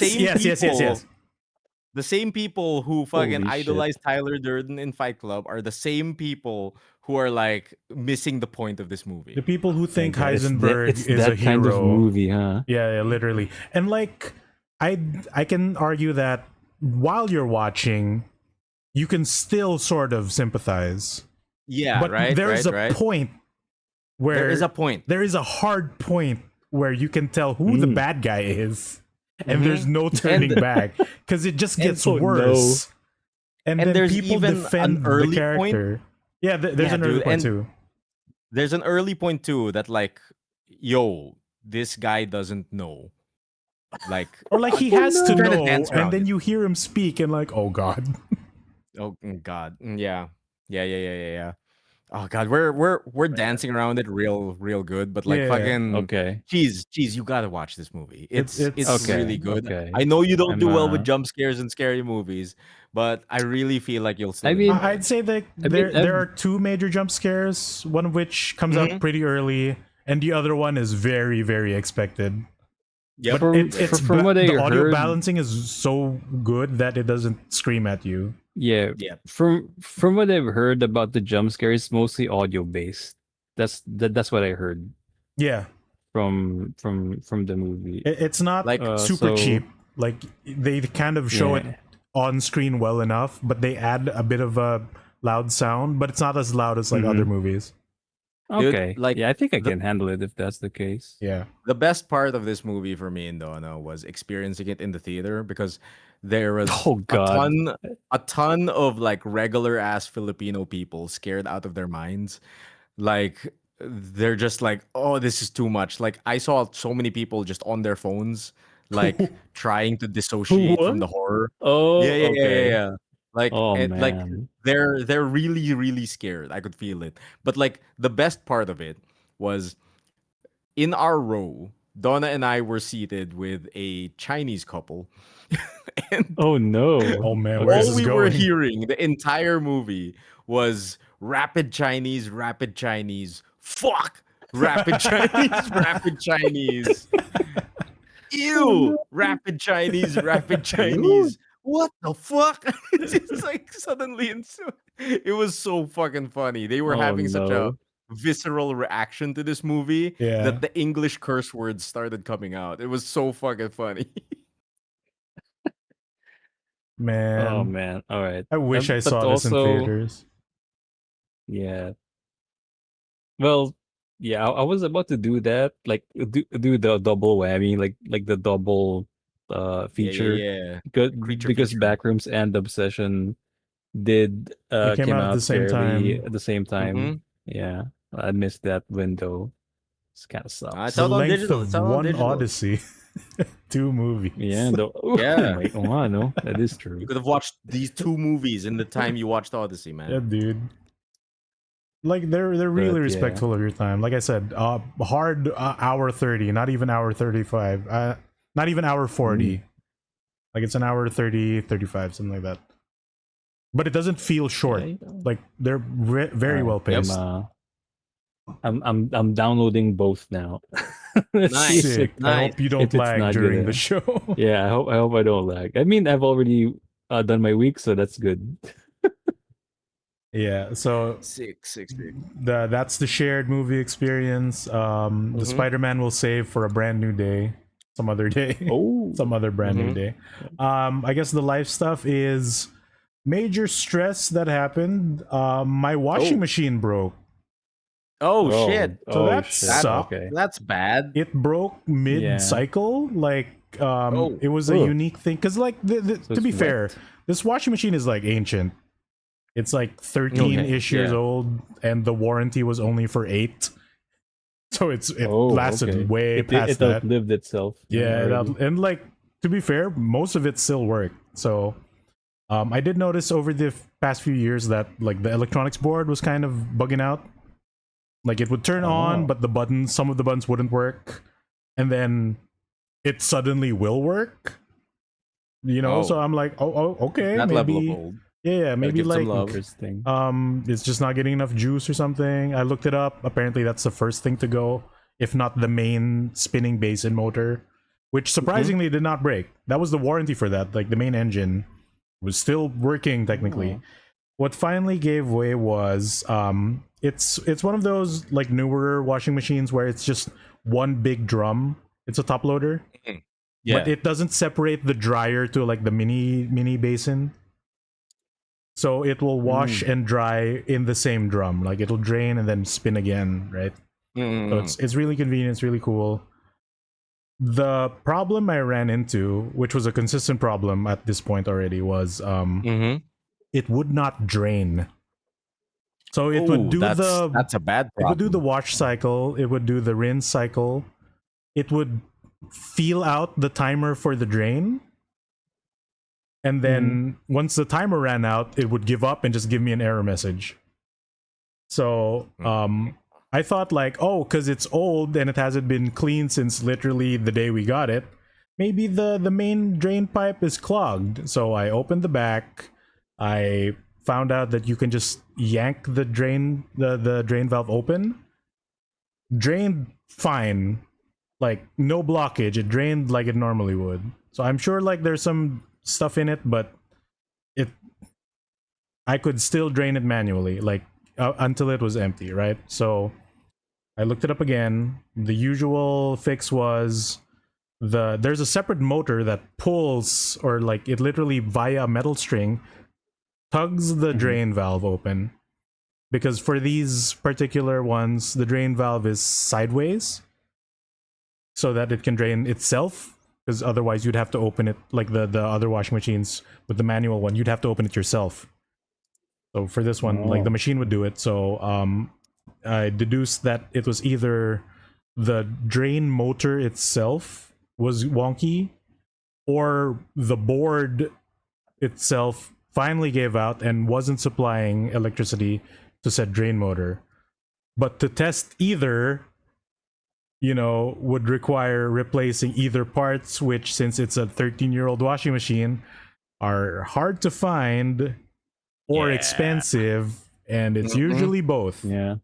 Yes. So I'm like, maybe we just have to retire the damn thing, just get a new one, with all the AI technology and whatnot, blah, blah, blah. Get a washing machine with an app. Dude, those are super real. Basically. I hate it. With touch screens. So why do they have touch screens?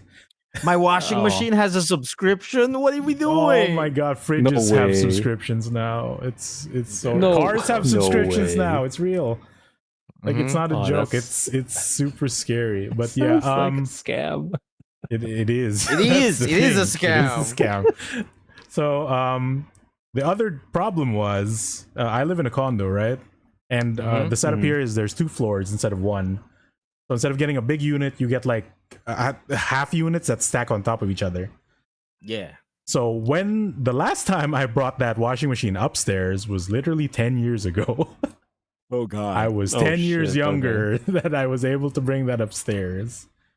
So the dilemma was, I can't physically bring it downstairs myself. And when I do, where do I put it? How do I get rid of it? Because I found out before when my office chairs broke that I can't just bring them to the garbage room because you can't. The garbage truck does not accept appliances and the furniture and whatnot.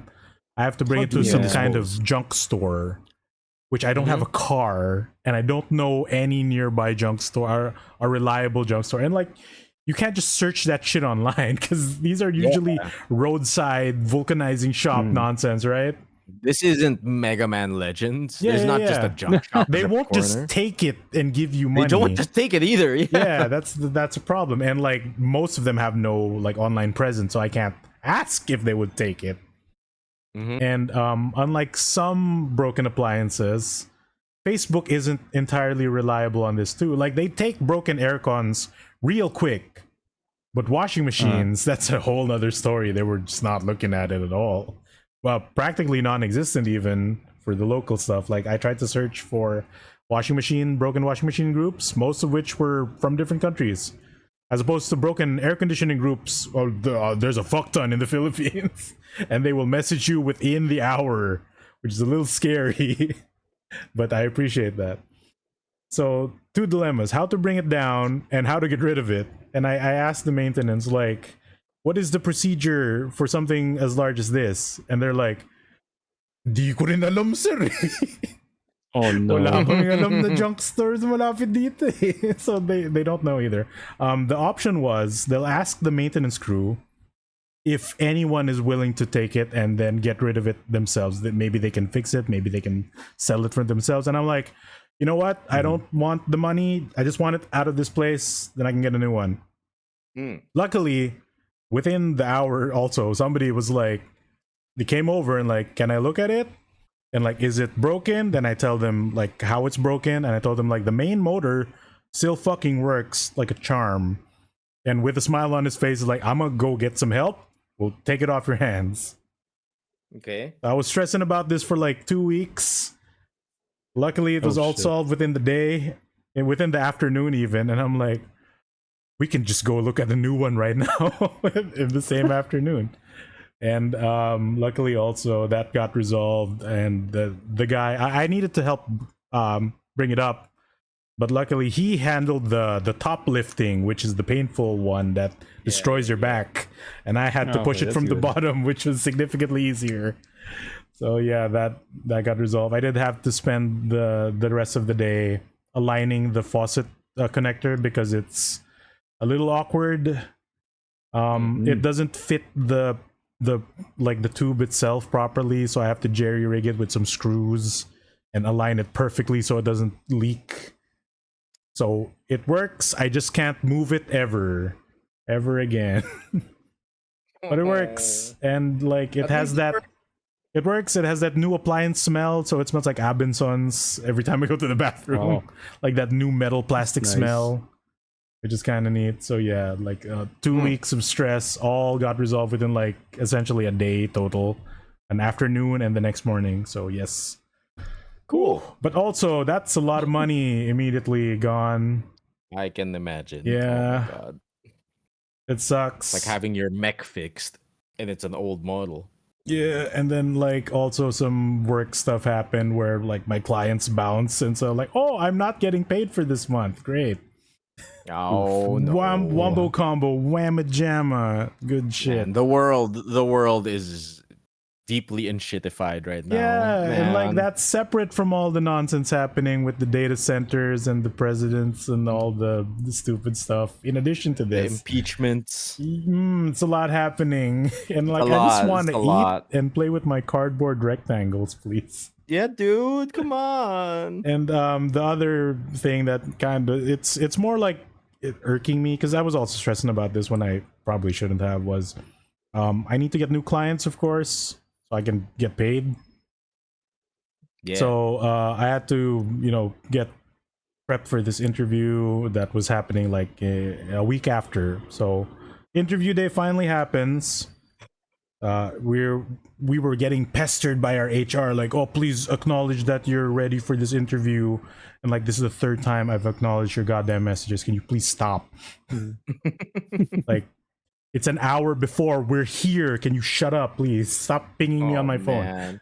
So like, interview time happens, right? Client's late, and when they show up in the call, they're in their goddamn car.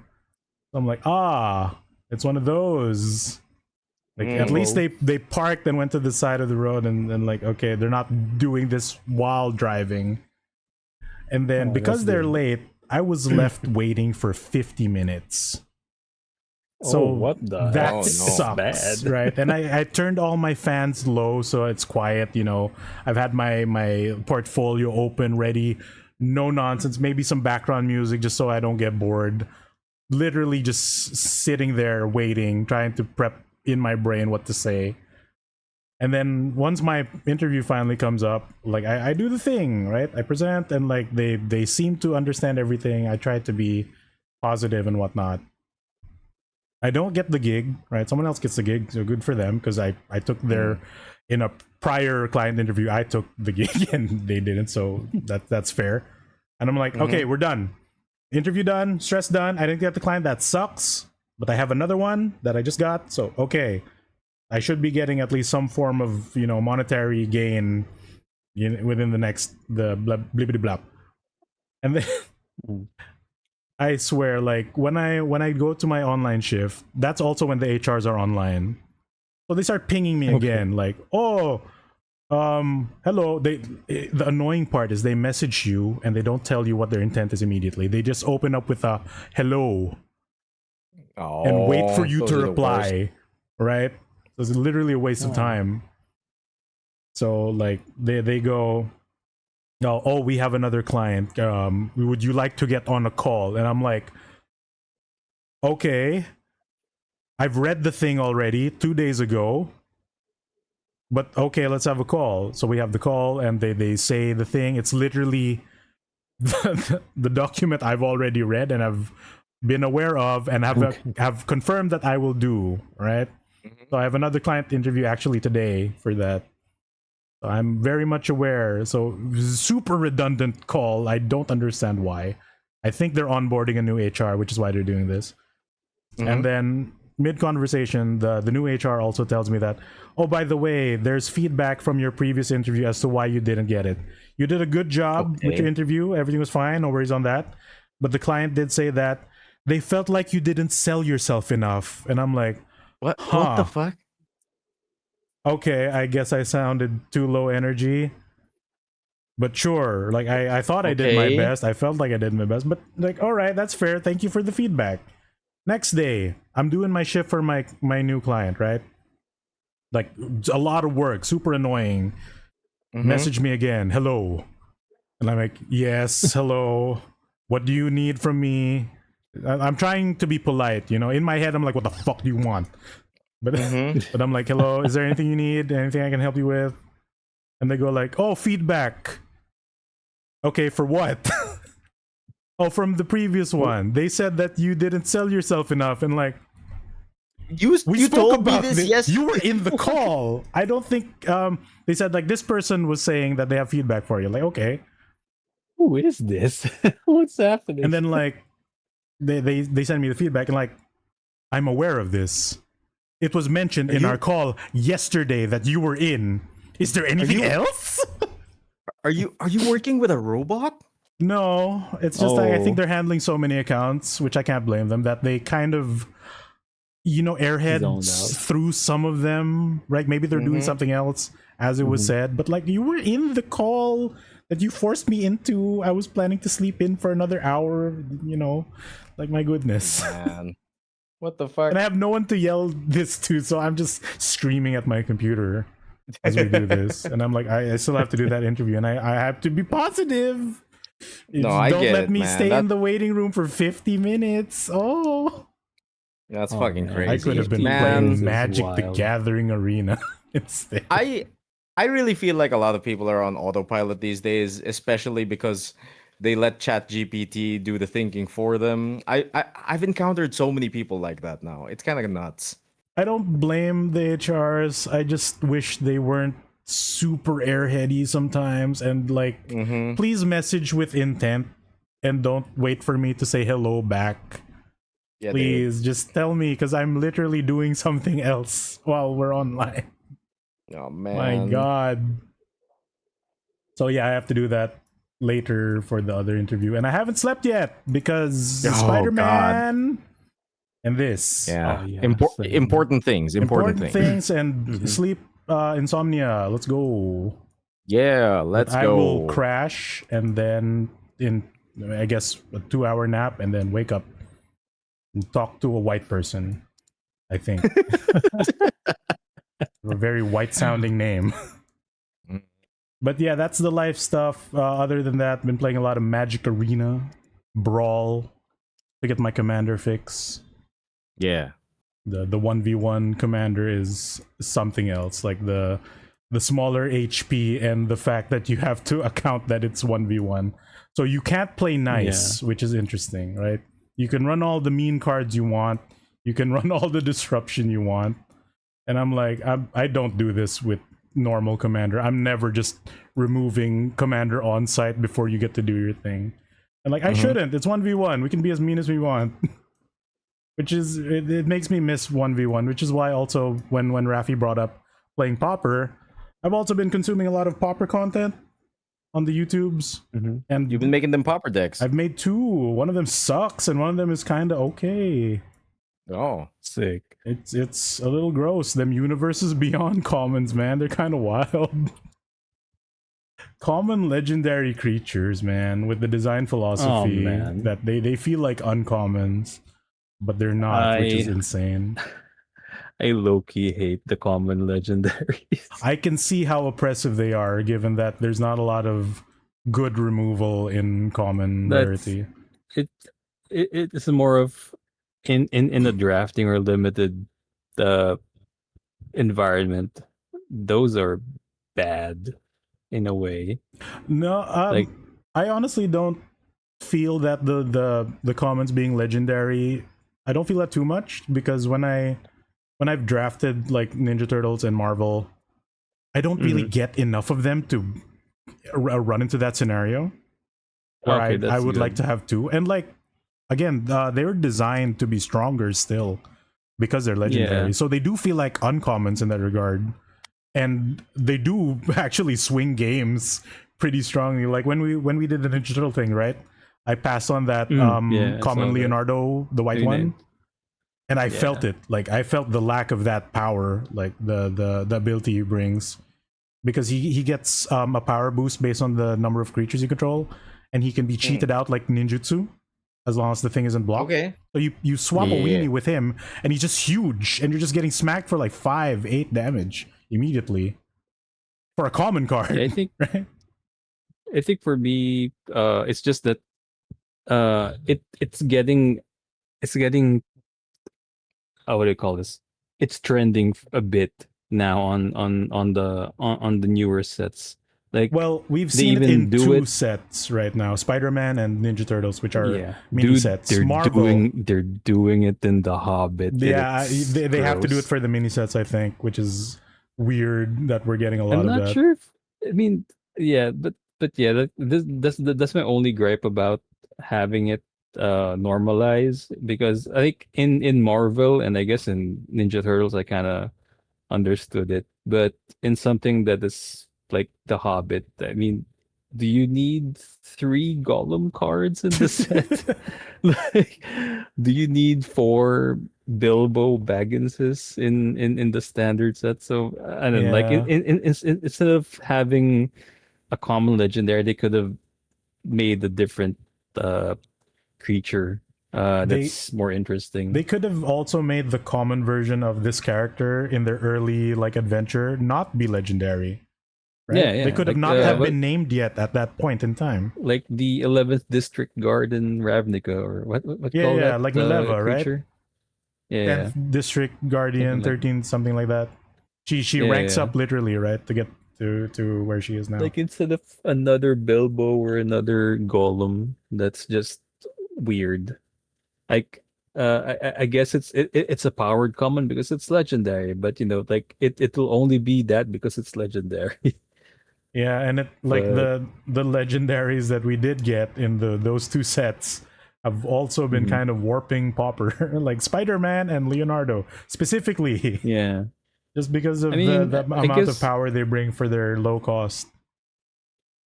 I guess in other formats, yeah, you could really feel the effect on it, especially on Popper. But for limited, yeah, that's my only gripe is that like it's lesser chances of it to use it on the field at once. But you can still, I guess, you can still bring it. Like you can still bring 2 or 3 if you want. But If yeah, you it's just draft that. them. Yeah. Yep. But yeah, that's my only gripe on the new Yeah. trending thing about legendary commons. I think it will become a bigger problem as more of these mini sets go on in Star in Trek. each Star Trek's standard still rotation. coming, dude. Yeah, we're I getting don't Star Trek. want. I don't want a common Picard. Marvel did Oh not man, get yeah. common legendaries because it's a full set. So we got instead uncommons and rare / mythics for the same character essentially. Yeah. Which I think this is just how they go around the whole universes beyond having a lot of named characters versus Magic. Because the people have done the numbers. Magic, like the Magic set with the most legendaries was Thunder Junction, and it wasn't even half of like Marvel or something like that. Wait, seriously? Yeah. Thunder Junction's the number one? Oh man. It was like 138, I think, was something. And that like thing didn't have any legendary commons, right? It's mostly just rares, uncommons, and mythic. rares. Yeah. That's crazy. But like the one Universes Beyond set just trounced that number immediately in terms of legendary creatures. Jeez. Which I do understand, but like the frequency at which they're coming out is kind of at least the Universes Within announcements were good. There's hope. Oh I'm looking forward to next There's hope year. There's a lot of hope, Emile. It looks really good. Like, are you I'm not Are you aware of you love it. MagicCon Amsterdam focused on Universes Within. Like they did a small Hobbit intro with some teasers, and then hard focus on the upcoming Universes Within for next year. It's hilarious that it's referred to as Universes Within now. Yeah. And not just magic. And not just magic. Yeah. So that's kind of crazy. So what we're gonna get next year is a new set that is basically Atlantis. So everything is underwater. And it won't have flying. It will have a new form of flying, which the community has dubbed sea horsemanship. Sea horsemanship? Okay. Okay.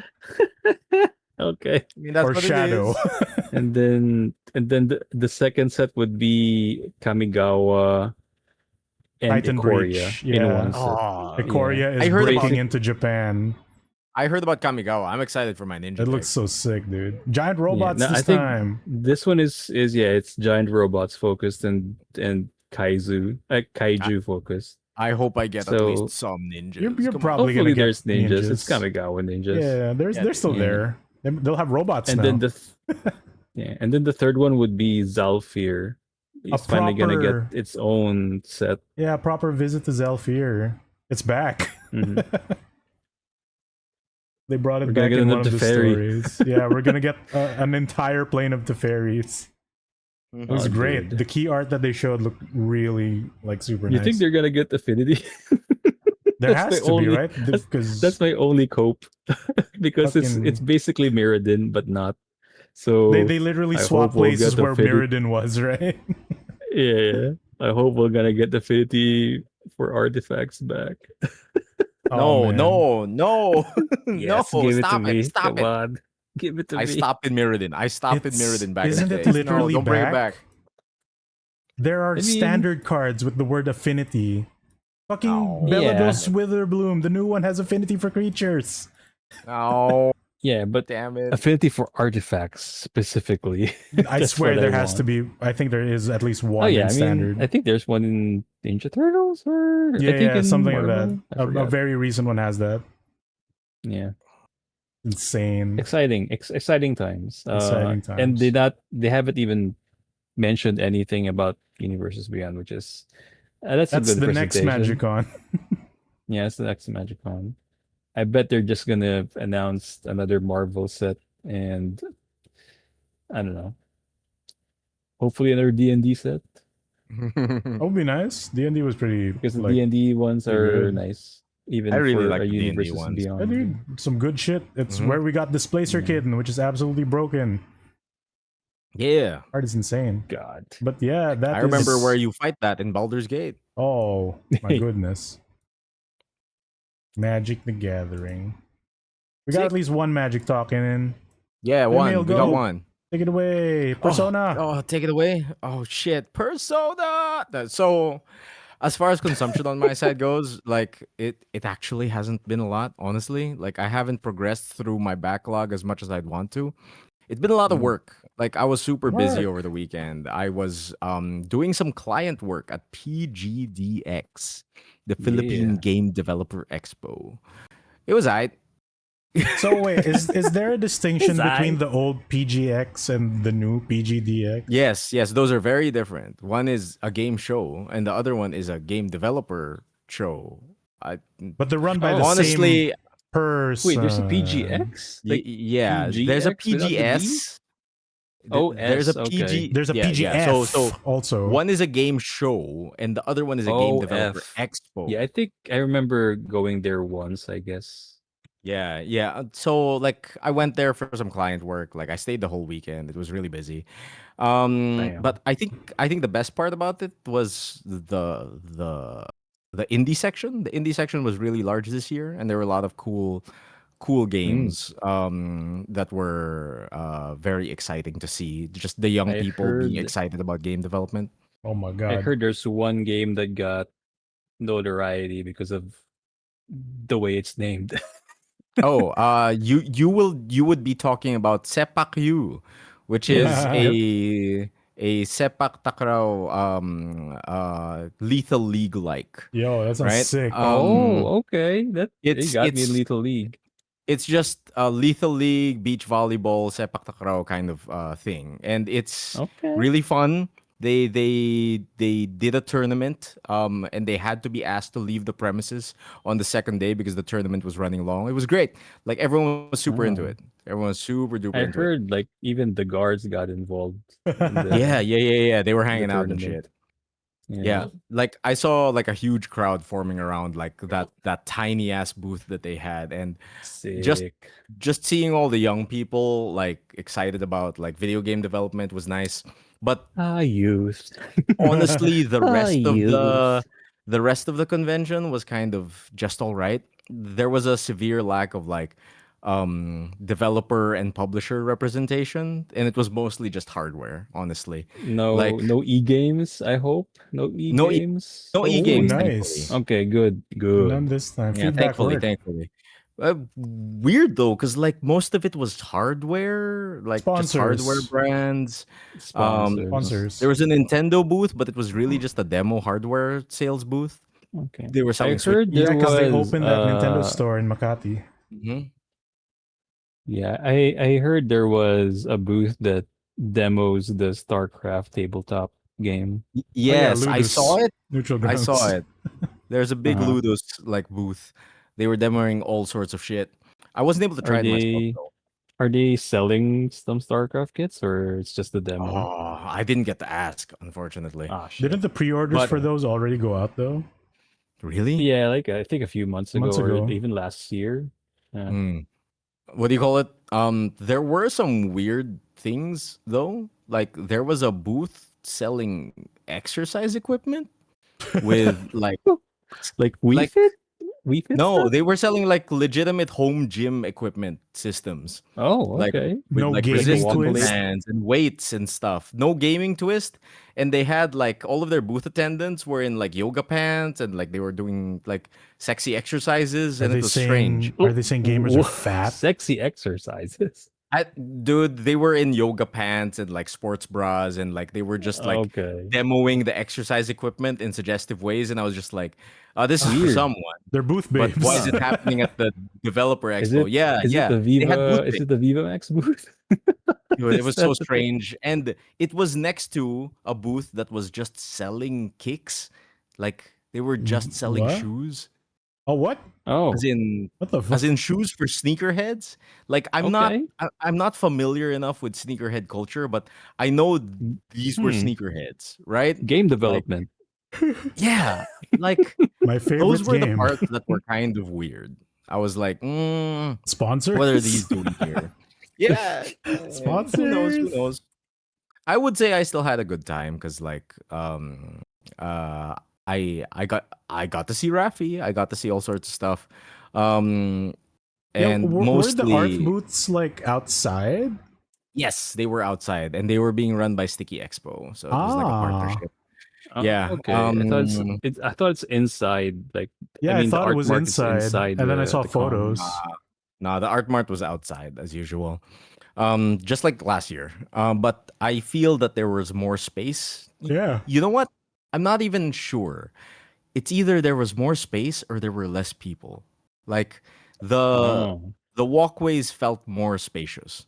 But I really feel like there were less people, primarily because we were on the second floor, right? Yeah. But the first floor was popping. Like it was what was did they have like on the first floor? it was like conquest levels of lines downstairs. Oh shit. Ew. What was Wait, downstairs? and I was like, is it still PGDX or is it a different con? it was different. It was a different con, right? oh, Okay. Like downstairs was like conquest levels of lines wrapping around the building twice, that kind of deal. And what's it about? so I was like, what the fuck is going on? Why are these lines so long? So I go downstairs to check it out. And the convention hall was split into two separate conventions. One side was PetCon. Like it was a pet expo convention. Okay. And Sounds everyone in the stinky. line was carrying a dog. And it smelled like dog when I walked through. Also loud, I presume. No, surprisingly, they were all well behaved. But really, with all I of those also learned, dogs? weird, right? And I also learned that the reason why it was conquest level lines was everyone was going nuts for some sort of dog food that they were selling real cheap. And everyone was buying it in wholesale bulk nonsense amounts. Oh shit! I would have real. I would have gone there. Yeah. I Like people were fighting over the dog food. Apparently, they were like trying royal? to secure their supply of dog food. I don't know. Damn. Like I didn't go in. Like all I knew was like people were lining up for dog food. And on the other side of the convention hall was a gun expo. Oh shit! Metal Gear. It was the weirdest combination. The dog gun game in SMX. It's like the nerds are upstairs. The dog that owners meme again? are lining up. Dog and gun. Ball gun ball game. Ball gun. It's ball and gun, not dog and gun. This is dog and gun game. But like fucking. So you got the nerds upstairs. You got the dog owners lining up for dog food on one side of the first floor, and throughout the entire building, you can see people who I can only classify as looking like gun owners. They look like gun owners, right? Yeah. And some of them were like milling around PGDX, like, oh, what's this? And like they just look like gun owners, right? So are they in military? Are they LARPing? No, they are not LARPing. They are living it. Like fucking. Do they have vests on? They don't even need tack gear to look tactical. Okay, they're big. They're huge boys. They're like huge boys with shaved heads. They're wearing shades indoors, that kind of thing, you know? Oh no, they're like cop LARPers. I don't know, man. Like they weren't LARPing. They were living. They were living the gun life. None of that airsoft nonsense. Yeah, dude. Nah. Like, and the real packet. It was such a strange combination of people at SMX. But I think that's it for my like fucking event stuff. Like, I was just there for client work. I was just doing the work, but afterwards, I wasn't even able to like play. I was so tired. Like, I think work's been just really heavy for some reason, so I haven't been able to play. Like, I downloaded the Tokon beta, but I wasn't able to play because every day that I got home, I was just dead tired. And that kind of leaches into like my other consumption. I've been trying to watch some shows. I watched some movies, Backrooms, Obsession, that kind of shit. The game I'm currently on is still Persona 3, but Persona 3 I actually finished, right? But that's the main Persona 3. Oh. I'm now on episode Aegis, or for you old heads, the answer, right? So another 70 hours of Persona 3. That's the thing.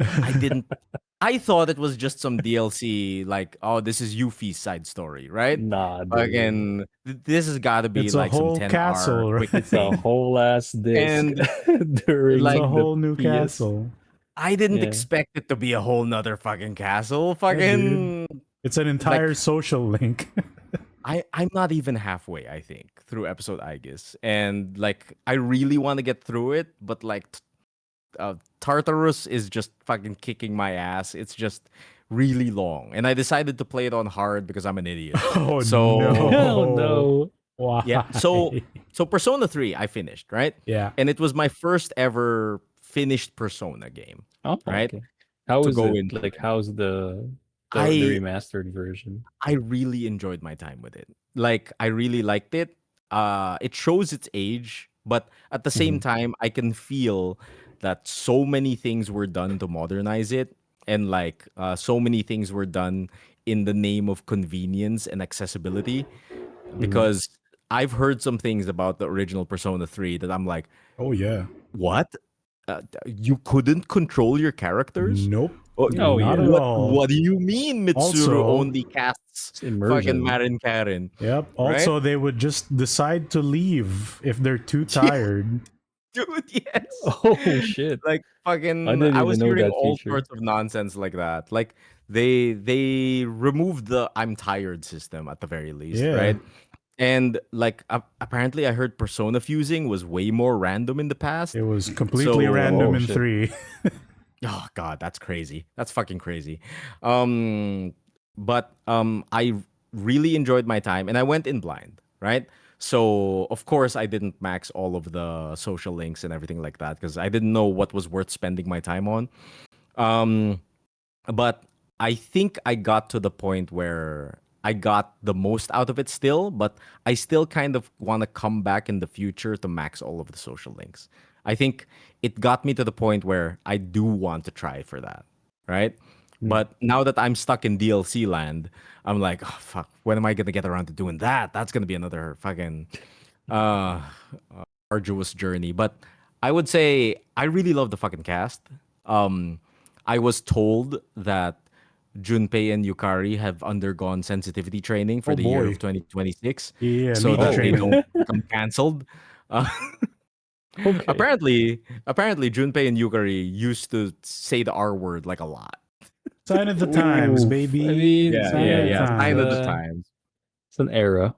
Yeah, it was an era, and like Aris told me that they have undergone sensitivity training to appeal to our modern sensibilities. Oh yeah. Yeah. I'm having a good time with it and I really want to get done with it so I can play Persona 5 Royale to get ready for Persona 4 Revival. But right? Emile- I've been in this Atlas hole. After you finish P3, you gotta get Persona dancing. Oh, I gotta finish the 'Cause dance games?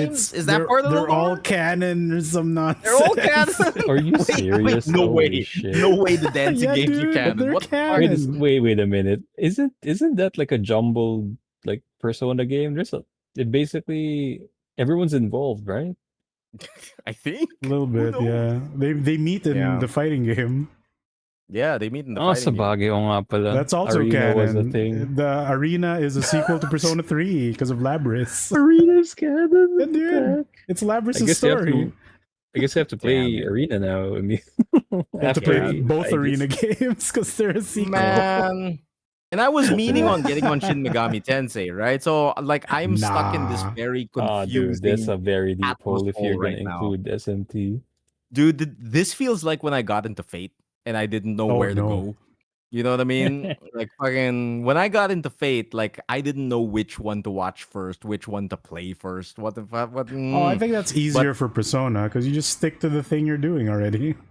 Yeah. That's So true. like the map that I've laid out for myself is I'm going to experience these through their best versions. Yeah. So Persona 3 Reload, I'm gonna go Persona 5 Royale, and then I'm gonna go straight to Persona 4 Revival. I think that's The the new path, right? engines. Yeah. Because as much as I would have wanted to have been a Persona person growing up, I missed the boat in the worst way possible. Because as a baby child brain man, Okay. I had a PS1 and I decided I'm going to play Persona. So I got Persona 2 and I started playing it and I was confused to shit because apparently I had bought Persona 2 2. What? You jump straight to the answer. There's a sequel to 2? There's a sequel to 2 which is called Persona Eternal Punishment. And apparently, in order to play that game and understand that game, you have to play Persona 2 Innocent Sin first, because in Oh Persona my 2 god, 2, the subtitles. in Persona 2 2, characters from Persona 2 1 show up, and characters from Persona 1 1 show up, Oh and they're talking jeez. about all sorts of shit. And the main villain is Hitler, and I don't know what's going on. Oh, Dude, like as a younger person, Persona 2 just kind of like I thought it was great, but I was confused to fuck, right? So I never got to finish that as well. So I got into Persona wrong. And these Yeah. past few months have been me trying to rectify that by experiencing the remakes. I told Emile this, I think, off stream or on Discord, that Mhm. it's Liam's joke from with Castlevania, where Castlevania starts with Symphony of the Night. Oh yeah. Persona A lot of starts with people have told Persona 3. me yeah. A lot of people have told me Persona starts Really? with Persona 3. Yeah, dude, Because it's like completely different compared to I P1 and definitely P2. agree because Persona 2 is so different. Like Persona 2 is when more I started up, SMT, right, than Persona. yes, yes, I would Yeah, say. that's what I It's still also dungeon kind crawly. of remember. I mean, Persona 3 is dungeon crawly as fuck, but like I think Oh, but Persona the way you navigate the 3, dungeon alone is completely different. yeah, Also, and like since it isn't 3D yet, like Yeah, I think yeah, it's it dude, wasn't. It wasn't dude, in the 3D. full old SMT. Personas, you explore dungeons kind of like that old ass Windows screensaver Yep, tile based, of, baby. of you going through a Oh maze. my It Yeah. counts god. your Those are the steps. dungeons. hmm Okay, now I'm kind of interested in Persona 2. There's actually a because this is small voice of people wanting it back, especially with the new engine. because this is Yeah. the Persona I remember when I first encountered the PlayStation. Like, why is this RPG having modern school boys and girls Yeah, and why is it so in modern dark? uniform? Yeah, Also, yeah, demons. that was the thing for me too, because like I started with Persona 2, right? And the cast in Persona 2 are adults. So you throw me in Persona 3, and I'm like, oh, we're back in high school. This is Yeah, senpai. um yeah. And like fucking I don't know. Like I hope Persona 6 is with an adult cast, but I feel that high school is just so ingrained in Persona DNA now that that Yeah. probably won't be the case. You know what I mean? I guess the most we can probably ask for is a young adult college protagonist, maybe. Yeah, maybe like I Yeah, wouldn't mind a maybe college one, Yeah, that right? would be cool. Tokyo U Persona, No, Tokyo or U is some. fucking Persona 5, Is isn't it? A or is little that bit, already? yeah. Straight up A bit, But Tokyo. yeah. high school, right? Which is why all the I sexual would stuff is want. weird in 5. Because none I of would them are actually Yeah. want legal. the new. I would actually want the new Persona to be not in Tokyo. Give Mhm. us another Persona 4 where it's in a rural area in Japan Dude, based instead off of a that nothing very. trailer we had, I hope it's a Uh-huh. bunch of ghost hunters. You know what I Yeah, mean? like actual Scooby Doo Just Dan nonsense. the I Dan. want it to be Scooby Doo nonsense. I In want it to be in a fucking forest. Morio Cho levels of nonsense. Emile, that's just Persona 4. It's literally just Persona 4. Damn it. Persona 4 is just Moriocho. Fucking hell. Give us a non-Tokyo Persona at least. Give us like some fucking maybe Take not us to, not a I don't town, know. but something far off. Mountain range. Take us to Okinawa. Or America. I don't know. I think, or maybe Hawaii with like the Yakuza Hiroshima engine. or something. Yeah, basically Yakuza. Somewhere Give us- else. I was about to Dalton say, you're just asking for Yakuza. Follow the Oh, footsteps. Go to Yokohama. Oh man, It'll be But yeah, easier for I'm- them too. dude, Just like reuse I'm, the Yakuza You're engine. just gonna copy the map of Yakuza. I'm excited. I'm still going through this Atlas hole of a journey that was started by Metaphor, surprisingly enough. And That's a lot of Atlas. Dude, it's a lot of Atlas, man. I'm really enjoying myself, but I haven't had the time. Like I just haven't had the time to just sit down and enjoy grinding my face into this episode Aegis shaped dungeon. So fucking it's like I make it sound like a chore, but I'm It actually is. myself. Yeah, because like It is a that's chore. still 80 hours of your life per game, right? On Yeah, average. It's like Right. work. No. You're on the. Dude, it's not even 80 hours because I'm a freak and I'm a scraper. So I will 100. talk to the same NPC every day just to see if they say something different, you know? So I have like 140 hours in Oh my god, and you're Jesus still not at Christ. end game? Yes, I'm still Holy not in endgame. shit. Like I will check everyone. Fucking yeah. It's bad. It's real bad. It's Usually real like bad. the actual average I think completion time for most games is 120. 100 to Yeah. 120. 80 is like I have a lot the of- regular blind run. I have a lot of bad habits from growing up as a Square Enix child that I have to unlearn, like going into this Atlas. Yeah. I'm like, oh, that enemy looks mechanical. Time to hit it with lightning. Nope. It absorbs lightning. It's different. What? It's different for this one, yeah. You gotta dude. remember what's Oh. the Bufu from the Agidines. Dude, that enemy. Zeodines. I've fought that enemy before. He's weak to fire. He's weak to ice now. Oh, because he's What? blue. Oh. It's like, oh, he Man. can't possibly be weak to slash. I'll do that last. He's weak to slash. Fuck it.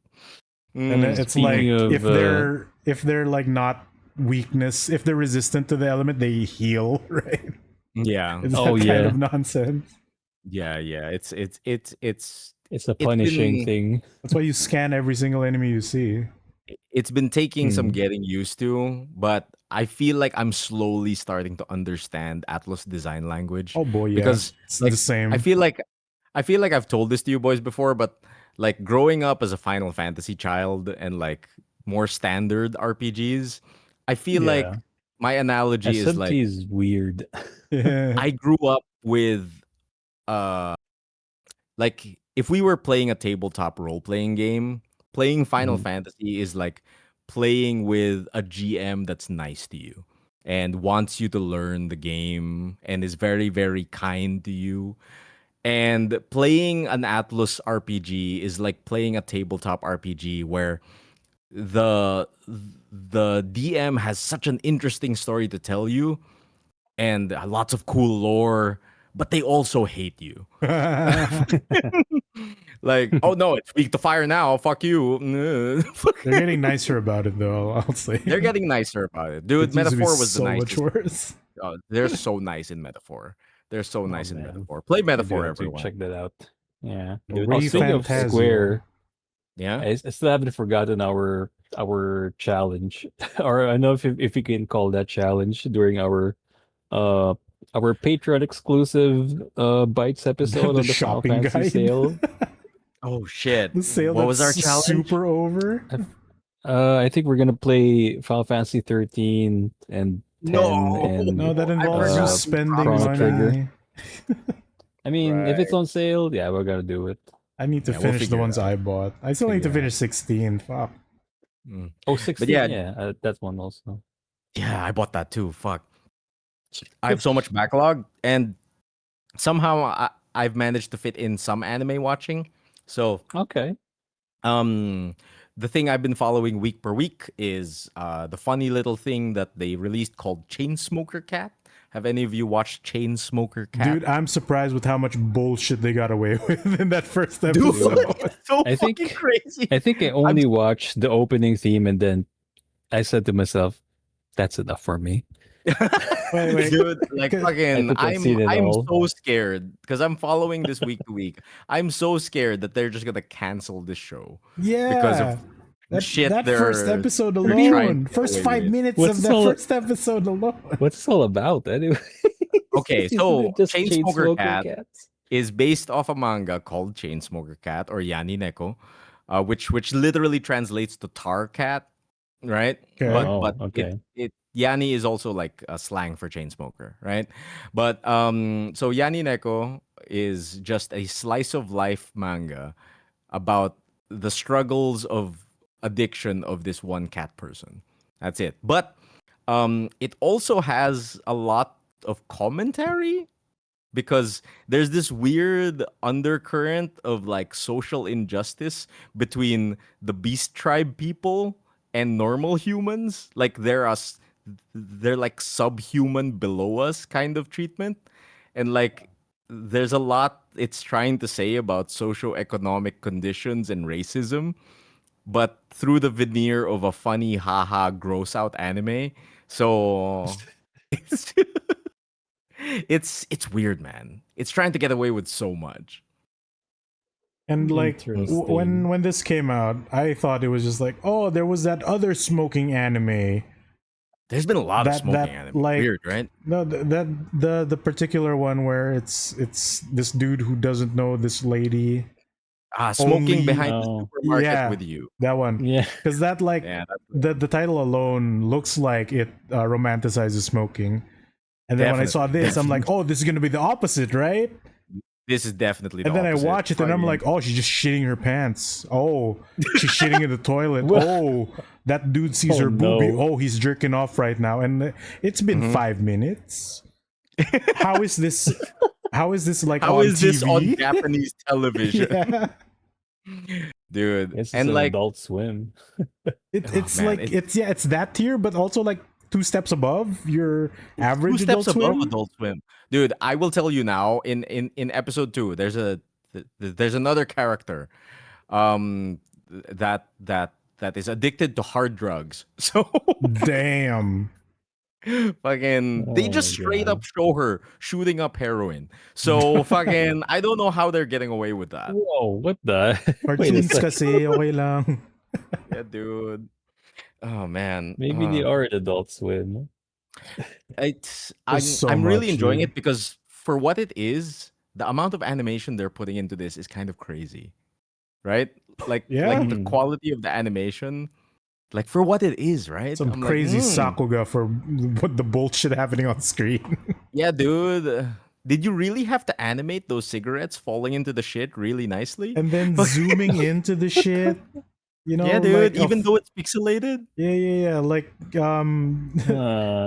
Cheese, imagine how close you get to Agamemnon's face in that one scene. That's how close the poop is. What? That's how tight that I'm not shot even- is. Okay, I'm not sure now if I need to watch at least one episode of Watch this the or first not. one. Just try. I guess. Yeah, I guess I'll just try. Dude, it's so crazy, but I don't think we've talked about like the main thing that people are Mhm. talking about, which is the intro to Chainsmoker Cat contains like Yeah. over A lot. 40 direct fucking television and movie references. Yeah. Like I was the able to frame, identify some of them just from watching it. like dude, like Mm. every frame of the intro is a reference to a movie, a TV show, something. And dude, I didn't know it And was it's kind of every insane. single scene. It's crazy. Every scene. It's every scene. There's no like original scene in there. They're Yeah. all straight references. They all rotoscoped over every damn thing. yeah, I'm not it's kind sure of crazy. I'm not sure if I like it, but I do appreciate the references. But it does is sending me a message that parang This is Oh, gonna you be the remember new trend. that the Chainsaw Man intro? Yeah. Let's do it, but more. Let's do it, but everything. No Let's do it, original but go ideas. 100%, 100%. And like, Good Lord. I really like that opening. Plus, I really like the opening song. Opening song like speaks to me. Like, Oh yeah, that song it, is nice. it's reminding me of an era of music that is long past us. Like, I'm thinking Fully Cooley type, the Pillows shit. Early You know, Yeah, yeah, yeah. 2000s. that energy of music. Yeah. Like, I don't feel like I've heard that in a long time, and I've had that song on loop for like the past few weeks. It's pretty great. Um, Besides Chainsmoker Cat, I also started watching Gachi Akuta Literal and garbage anime. the garbage anime, and I went into it blind. All anyone's ever told me that it's the garbage anime, and I was confused as to why. And then when I finally watched it, I was like, "Oh, it is the garbage anime." And the more I watch it, I'm just like, "Oh, the main character is just Ueki from the Law of Ueki." Okay, I didn't know that's how that worked. Yeah, dude. Huh. Like he's just Okay. Ueki. Like he loves recycling garbage. And like I'm enjoying it so far, but like it's very standard shonen, you know what I Yeah. mean? Like Super. it's super standard, like, oh, introduce the main character, introduce the main cast, introduce the power system, that kind of thing. And I'm finding myself watching more just to learn about the world because the world is interesting. And it's very obvious that the author is kind of like wearing their inspirations on their sleeve, that kind of like they love urban culture, they love graffiti, they love like this sort of aesthetic, and I'm digging it, but like it hasn't been anything mind-blowing so far, but like I'm just keeping it on the side, like as something that I watch every once in a while. Have any of you watched Gachi Akuta? Yeah, I'm trying to look for my old notes about it because I wrote some BS where it's like, oh, this literal garbage anime teaches you how to be a good person. I think is how that goes. Because the character that's like it, right? learns normal human values based Yes, on he learns normal interactions human values. because he wasn't taught it properly as he was growing up, given the environment he was in. So I'm like, Yep. oh, he's learning about, how to deal with feelings even though it's awkward, and he's learning about, um feeling bad when you yell at someone. Yeah. Like, oh, this is how that feels like. Oh, maybe I should say sorry, and he doesn't know how to say sorry. So it's awkward. Maybe I should tell somebody how I'm feeling. Yeah, and like, you is know? this normal? Should I be feeling this? Like, is it bad? Yeah. And The everyone's further like, you get in, "Yo, dude, that's normal." Like, what the fuck? yeah. The further you get in, the more it just turns into, oh, you're Ueki, like as far as powers go, right? He turns Just like anything special. yeah, this is Law of Ueki. Fucking Yeah, so I but think we can talk about the premise, right? cooler- Yeah, definitely. Go. So it's like, what's the closest we can compare to the world setting where there's an above world of the rich and the And a below below world world. of the garbage, right? Yeah. So like there's a floating I city. don't think there's like a There has to be like some Tales of Destiny nonsense that we can compare it to, right? There There's has an to be something. There's an above world and a below world, and the below world is getting poured garbage from the above world. So the below world is sucks. It's literally poison in some areas. To the And point the above that world is squeaky and clean. squeaky and clean, but like policed, right? Yep. And then there's a border. there's a as slums well. border still upstairs, right? So something like that. And there's so much garbage that it enchants itself that comes to life in the form of monsters. So the like thing. I feel it's heavily inspired from like the Japanese notion that objects have a spirit within them, and if they're if the object is cared for, it becomes it's a good spirit. beautiful. It becomes beautiful and shit, like power, that kind of shit. But if you mistreat an object, it turns monstrous. It turns into an evil spirit. And like the other characters outside of the protagonists, they have one cherished item with them that they can only power that particular item. So like one of the characters who's voiced by Kamina from Gurren Lagann, he has this raggedy old umbrella that becomes like this sword drill when he powers it up. Yeah. So it becomes like a nigh impenetrable giant cool version of the thing, right? Yeah. So like this other lady has like a tiny pair of scissors that becomes like a giant pair of scissors that she uses as blades. Like giant Kill la Kill level scissors. Yeah. When she turns it on. And some other creative nonsense like that. But the protagonist, he's a special boy. And his item is gloves. His item is enchanted gloves, but because he cherishes every item, like he can understand the importance of everything, even if they're discarded, he can enchant anything he holds. Yeah, so he loves garbage. Yeah, he's a hoarder who loves garbage. So the catch is, because they're like raggedy weapons that aren't his, when he expends their energy, it essentially destroys the item afterwards. It becomes dust, right? It has fulfilled its purpose. Yeah, it lived its last breath. It did one cool thing and then it dies. That's his catch. But he can literally pick up anything from the ground and turn it into a weapon. And everyone's like, "What the? Whoa! How do you do? What do they call the powers in that show?" I believe you are classified as a giver. Yeah, giver. There you go. Yeah. But like fucking like the more the power system was explained to me, the more I'm just like, oh, he's just a weki, because like it all depends on how you like see the object. So since he loves garbage, everything can be a power. So I'm excited to see where the author takes this concept. I did hear that this is the artist, I think, who is the protege of the Soul Eater person. Oh, is she? I think that's the origin story. I forget. I think I might have mentioned this before. I had no idea, but I can see it.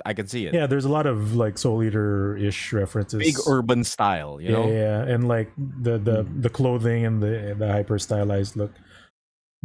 But I think like she also got bullied by her fans for something really stupid. Yeah, I think I heard about that. I think she turned off her social media. Yeah, her social media's gone. I think she went on a short hiatus for a bit as the anime was going on. And like, I forget the reasoning, but it was really dumb and mundane. Is it about character ships again? Like, I think that's part of it. That's part, but not entirely. It's a really shallow, like, dumb reason. Like, the issues with like Digital Circus are much worse than this. Oh yeah, it's similar, but it's much worse than the Digital Circus. Yeah.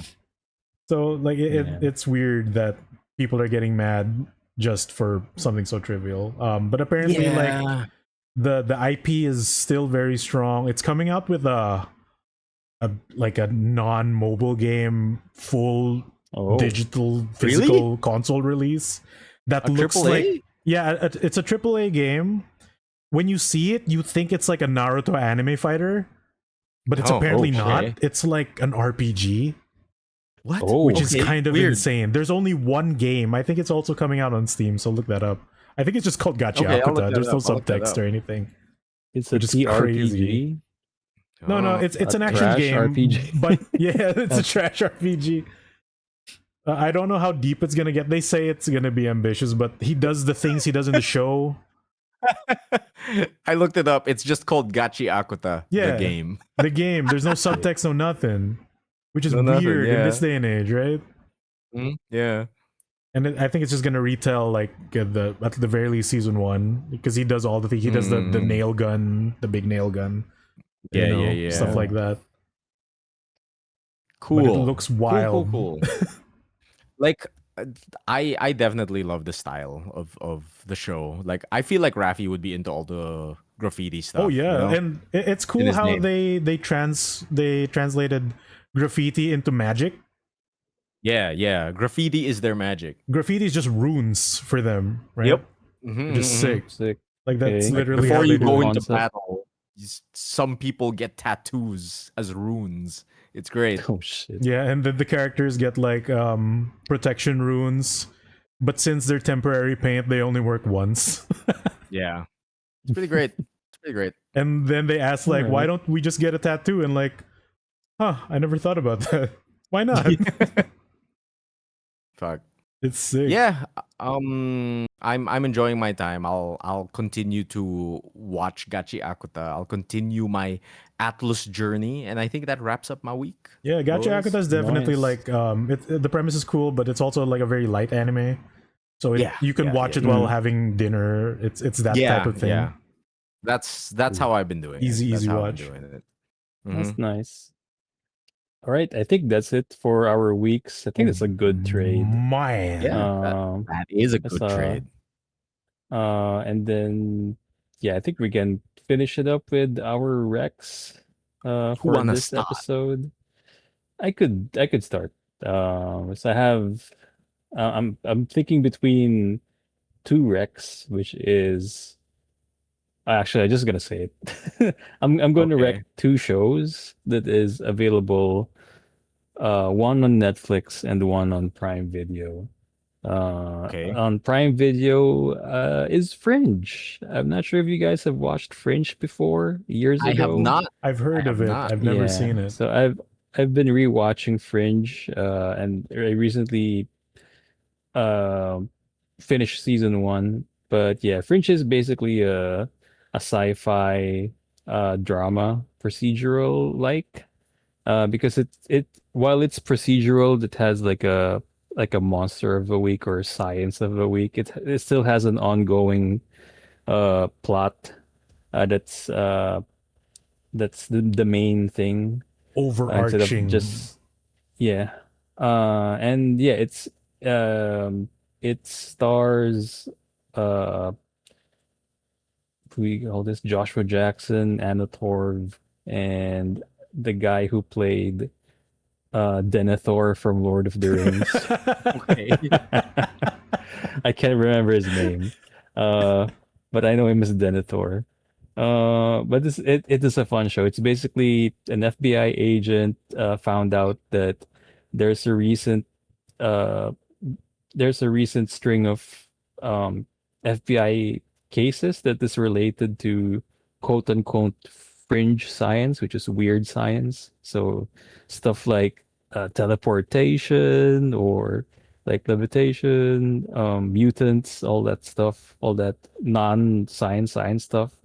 And there's one, and they're all linked to a scientist that probably helped uh, a few people who invented that kind of operation or that kind of science. So it's interesting because yeah, it's a lot like X Files in a way. Oh. It's great. Denethor, the actor who played Denethor, plays the wacky scientist who knows all of these fringe science, and Joshua Jackson plays his son, who is trying to deal with his dad's wacky antics. So, Okay. so it's nice. It is a nice dynamic. And then the main protagonist, which is Anna Torv, is the FBI agent. Um, so yeah, I am gonna rec Fringe, and then the second show that I'm gonna rec is on Netflix. It's called what's this? I can't remember the Japanese title of this, but it is called Daemons of the Shadow Realm. What the What hell? the?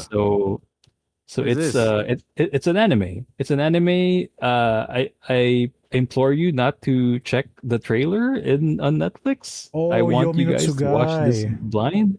But this is from the author who made Full Metal Full Metal Alchemist. Alchemist.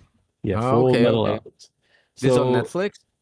yeah, this on Netflix. Yes. So if you are curious, if you want to know like the short synopsis of it, the protagonist is just a young hunter living in the mountains and living normally with his sister and the village until a mythical dragon shatters the village's peace.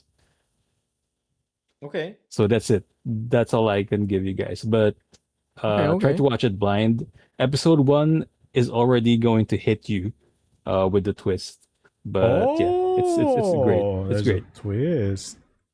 Okay, okay. I'll check it out. I'll check it out. Yep. Good rec, good rec. Demons of the Shadow Realm. I'm gonna wreck it. So it's this versus Chainsmoker Cat, which has the stronger episode 1. Oh god. I think for shock value, of course, Chainsmoker Cat wins. if it shows shitting, I don't think that can top it. Dude, as a smoker, okay, it depicts grossness real. Oh man, yeah. Dude. Pero All right, cartoons, what about you lang. boys? Oh, I'm gonna do the boring thing. Spider-Man, brand new day. Oh shit! I guess. Okay. I'm gonna try to watch it. Yeah. Yeah, like I don't know when this episode's coming out. Maybe it's a week after. But don't watch it with a crowd. I think it's a decent Marvel movie. I don't think it's one of the must-sees, sadly, even though Spider-Man's my favorite. But there's some good parts in this movie. A lot of the physical stuff. Yeah, like the practical suit. It's not some CG tracking nonsense anymore. And you can see it a lot. Like, props to Tom Holland for actually wearing the suit for like most of the movie. It's really like convincing looking. It's so cool. Also the color grading. Color grading is nice. The dude when he strikes the comic poses too. Like it's kind of funny how he just automatically like a cat who got scared just goes into spider pose. Like a loud sound happens and he just goes to spider pose even on the street. Yeah, there's a lot. I can't wait to try. Of course there's still CGI swinging, but I think they do a lot of body tracking for the swinging. Especially since there's a lot of close-up shots of him doing the motion, so there was a lot of practical effects in this is real good. I'd say, like, visually. I do have some gripes where I was expecting a Spider-Man story and I got a MCU story. Oh, okay. That's true. And it feels like grounded, two movies in one. Like, there is a very obvious cut right in the middle of when the Act 1 and Act 2 happens. Okay. Yeah. Oh. So, yeah, pacing-wise, it feels a little slow for a Spider-Man movie, which is weird. Interesting. But yeah, I think this is the comeback for the MCU's whatever phase this is. I think this kickstarts the new one, because the new Avengers one was kind of a little weird, a little underwhelming. Wait, what Avengers? The Thunderbolts, yeah. Oh yeah. Like, in terms of scale, it did not feel like it kickstarted the re-MCUing. And this one definitely feels much more to that akin, especially given the trailer for the next movie, the Doom one, which everyone is back somehow. Yes, and this is all leading to the announced Secret Wars, which should be bigger, which I don't know how they'll get there. Let's see. Yeah, I guess MCU is back-ish, and the hype is here. People are watching on weekdays in the morning, which is it's fucking crazy. So many people on a rainy day, on a super rainy day. Yeah, Spider-Man brand new day. Do it if you can. And I guess that leaves me. So, Cheesy, have you ever wished? Oh my god, that I'm afraid that your favorite mobile game, Bang Dream. Okay. Have you ever wished that you could play that, but instead the characters were your favorite VTubers from YouTube, Hololive? I mean, my favorite VTuber is at Hololive. Oh, damn it. Go on. So I would like to recommend something that came out just a few days ago, which is Hololive Dreams. Which is it's just Bang Dream. It's just Bang Dream. It's just Bang Dream, but it's Hololive Dreams. Right? The name is a dead giveaway. I hate it. Was it developed by the same people, same studio? Bushy Road? Is it Bushy Road? I don't think so. But what Hololive Dreams is, it's one of the first fucking officially licensed Hololive games out there that is that has full-on gacha monetization, that kind of thing.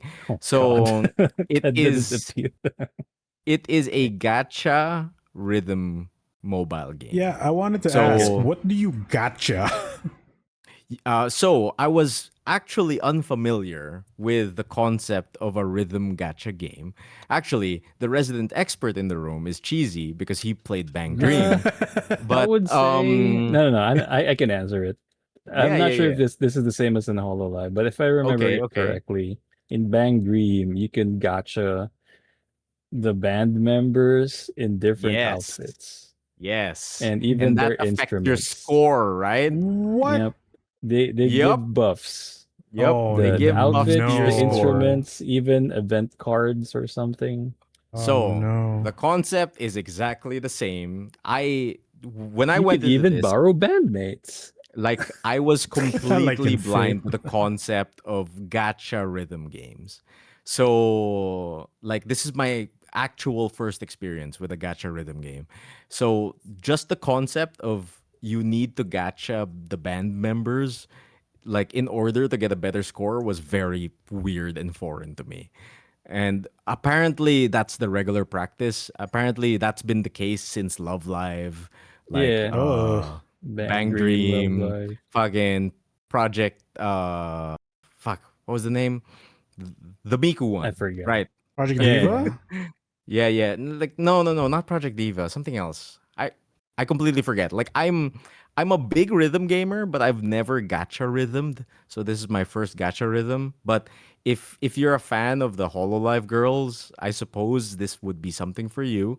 And I've tried the rhythm aspect in and of itself, and it's pretty great, right? The game definitely expects you to have more than thumbs if you're playing on expert and stuff. But More than yeah, dude, like it's fucking crazy. Like I don't have a tablet to play this on, so I'm stuck on my phone with my thumbs. So would you recommend it on tablet? I would probably recommend it better on tablet. I think the bigger your screen, the better. Interesting. But weirdly enough, it's also on Steam, right? It's on Steam and you can play it on PC. And the way you play it on PC is certain parts of the rhythm game is mapped to your keys. So instead of sliding around, you're gonna have to use your keys. I don't know how that works. Is it like personally. Auto Oh, Jam? that's weird. What if there's like what if there's sliding mechanics? Do you piano Exactly, the right? keys? There's slide if it's mechanics, like there's flick mechanics, right? Is it like Owendan where you follow like Oh, that's a mouse Owendan game. moves, or is it like Bang Dream where it's basically the bar, the timeline bar? There is a timeline bar that you have to slide around for some nodes, you know? So, So it's not I like actually Owendan have crazy. No. I It's not actually have Osu. no idea how you do this on PC, right? Because I can only imagine it with a touchscreen. So Curious. if you want to experience rhythm gacha, I suppose, with Hololive, maybe try out Hololive Dreams. I'm kind of gonna wreck it. When we kind of damn it, Emile. Dude, I'm already out of Bang Dream. because I'm gonna go back. So far I'm having fun, but I still have mixed feelings on the whole. Gotcha thing. I have to gacha my score up.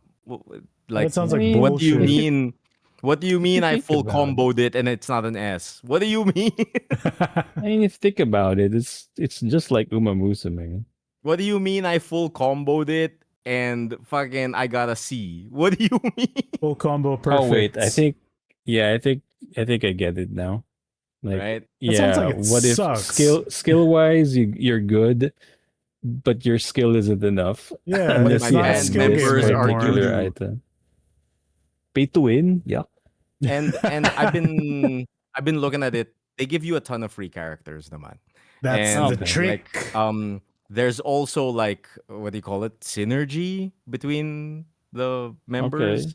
Like there's team building involved. And Is Rusha in the roster? Oh yeah, or the ones who have left. hilariously. Like there's Are there was an dead entire VTubers in the roster or no? there are some retired VTubers who are walking around the island that you can interact with. Graduated. I'm sorry. Yeah, Graduated, yeah. not Graduated. There are some walking around, and some even have speaking lines. Like fucking I saw Kanata and I was like, oh, she's there. She says stuff. That's nice. Sick. That means this But was recorded like years ago. but I went through a story section with Hololive Fantasy, the third generation, and there was no mention of Russia. Oh, she's been erased from Oh, existence. She's been Hulk Hogan out of existence. Man. Are they actually voiced by the VTubers? Yes, they are actually Okay. voiced by the VTubers, and I'm when you just pull on them in the gacha, it's fucking crazy because they ask the VTubers to sign the cards. Like okay. they recorded them animation. signing the cards, so there's an animation of them signing the cards. Oh, that's It's cute. yeah, it's super cute. Like there's some level of cringe to it because you know these are real people, but since this is a game, they're making them act extra cute. I'm I don't know. I'm just worried that there's some AI involved on the voices, but hopefully it isn't. I don't think they signed any of that. They I honestly they feel all like recorded all of their voice lines. yeah, I feel like Okay. these were recorded like years and years ago. Like Okay, some so of it's them still- are obviously pulled from their streams, but I interesting. heard that they actually recorded all of the lines themselves, and the game directors were even like, "Hey, here's the script. If you want to change anything, just change it. Just tell us." Is it recent Okay, recordings? that's good. Dang. Yeah. It's a lot of it is recent recordings. I guess that's Okay, part of that's the good. contract for leaving, that you're still obligated for blah blah blah for a little bit. Yeah. But get Actually, the money. Kanata definitely had less voiced stuff. Yeah, I'd expect that. Mm-hmm. She would From just the go like, archives, I "Meh," guess. or like, or just reacts, that kind of thing. Yeah, I'm gonna wreck it. Try it out. The rhythm game portion is good. The gacha part, I Nice. mixed feelings. Let's see. I will see. Try it out. Get the shitting right. All right. I got confused because there was also like another Hololive mobile game that came out the same day as this, I believe. Oh, I have It's no the idea. one with the I don't know. chibis. That's it. This is it. Oh, that's Is this it, oh. Dreams? Because I swear I yep. pre-registered for a Dreams different title. Dreams also has the chibis that you can walk around the island and like decorate everything and like do stuff. Okay. Yeah, so it's the same game. Well, I do have it on my phone. Oh shit! Yeah. Oh, it's already I there. pre-registered and it just auto-installed like a few days ago. Yeah, that do it. sounds Try good. it. I'm gonna All do it right, at my I think that's it interview for because I'm our not Rex. like energetic though or whatever. That's it. That's a good That's trade. it for Rex. That's a good trade. And if you want to listen to more good trades, you can do so in our Spotify channel. Just search on Good Trades Podcast or Good Trades Brigade. You can also catch us here on our Twitch channel, twitch.tv/Good Trades Brigade, where every fortnight we go live and record our upcoming episode of the podcast. And we're also on YouTube. We're also on Facebook, on Blues. No, we're not on Blue Sky.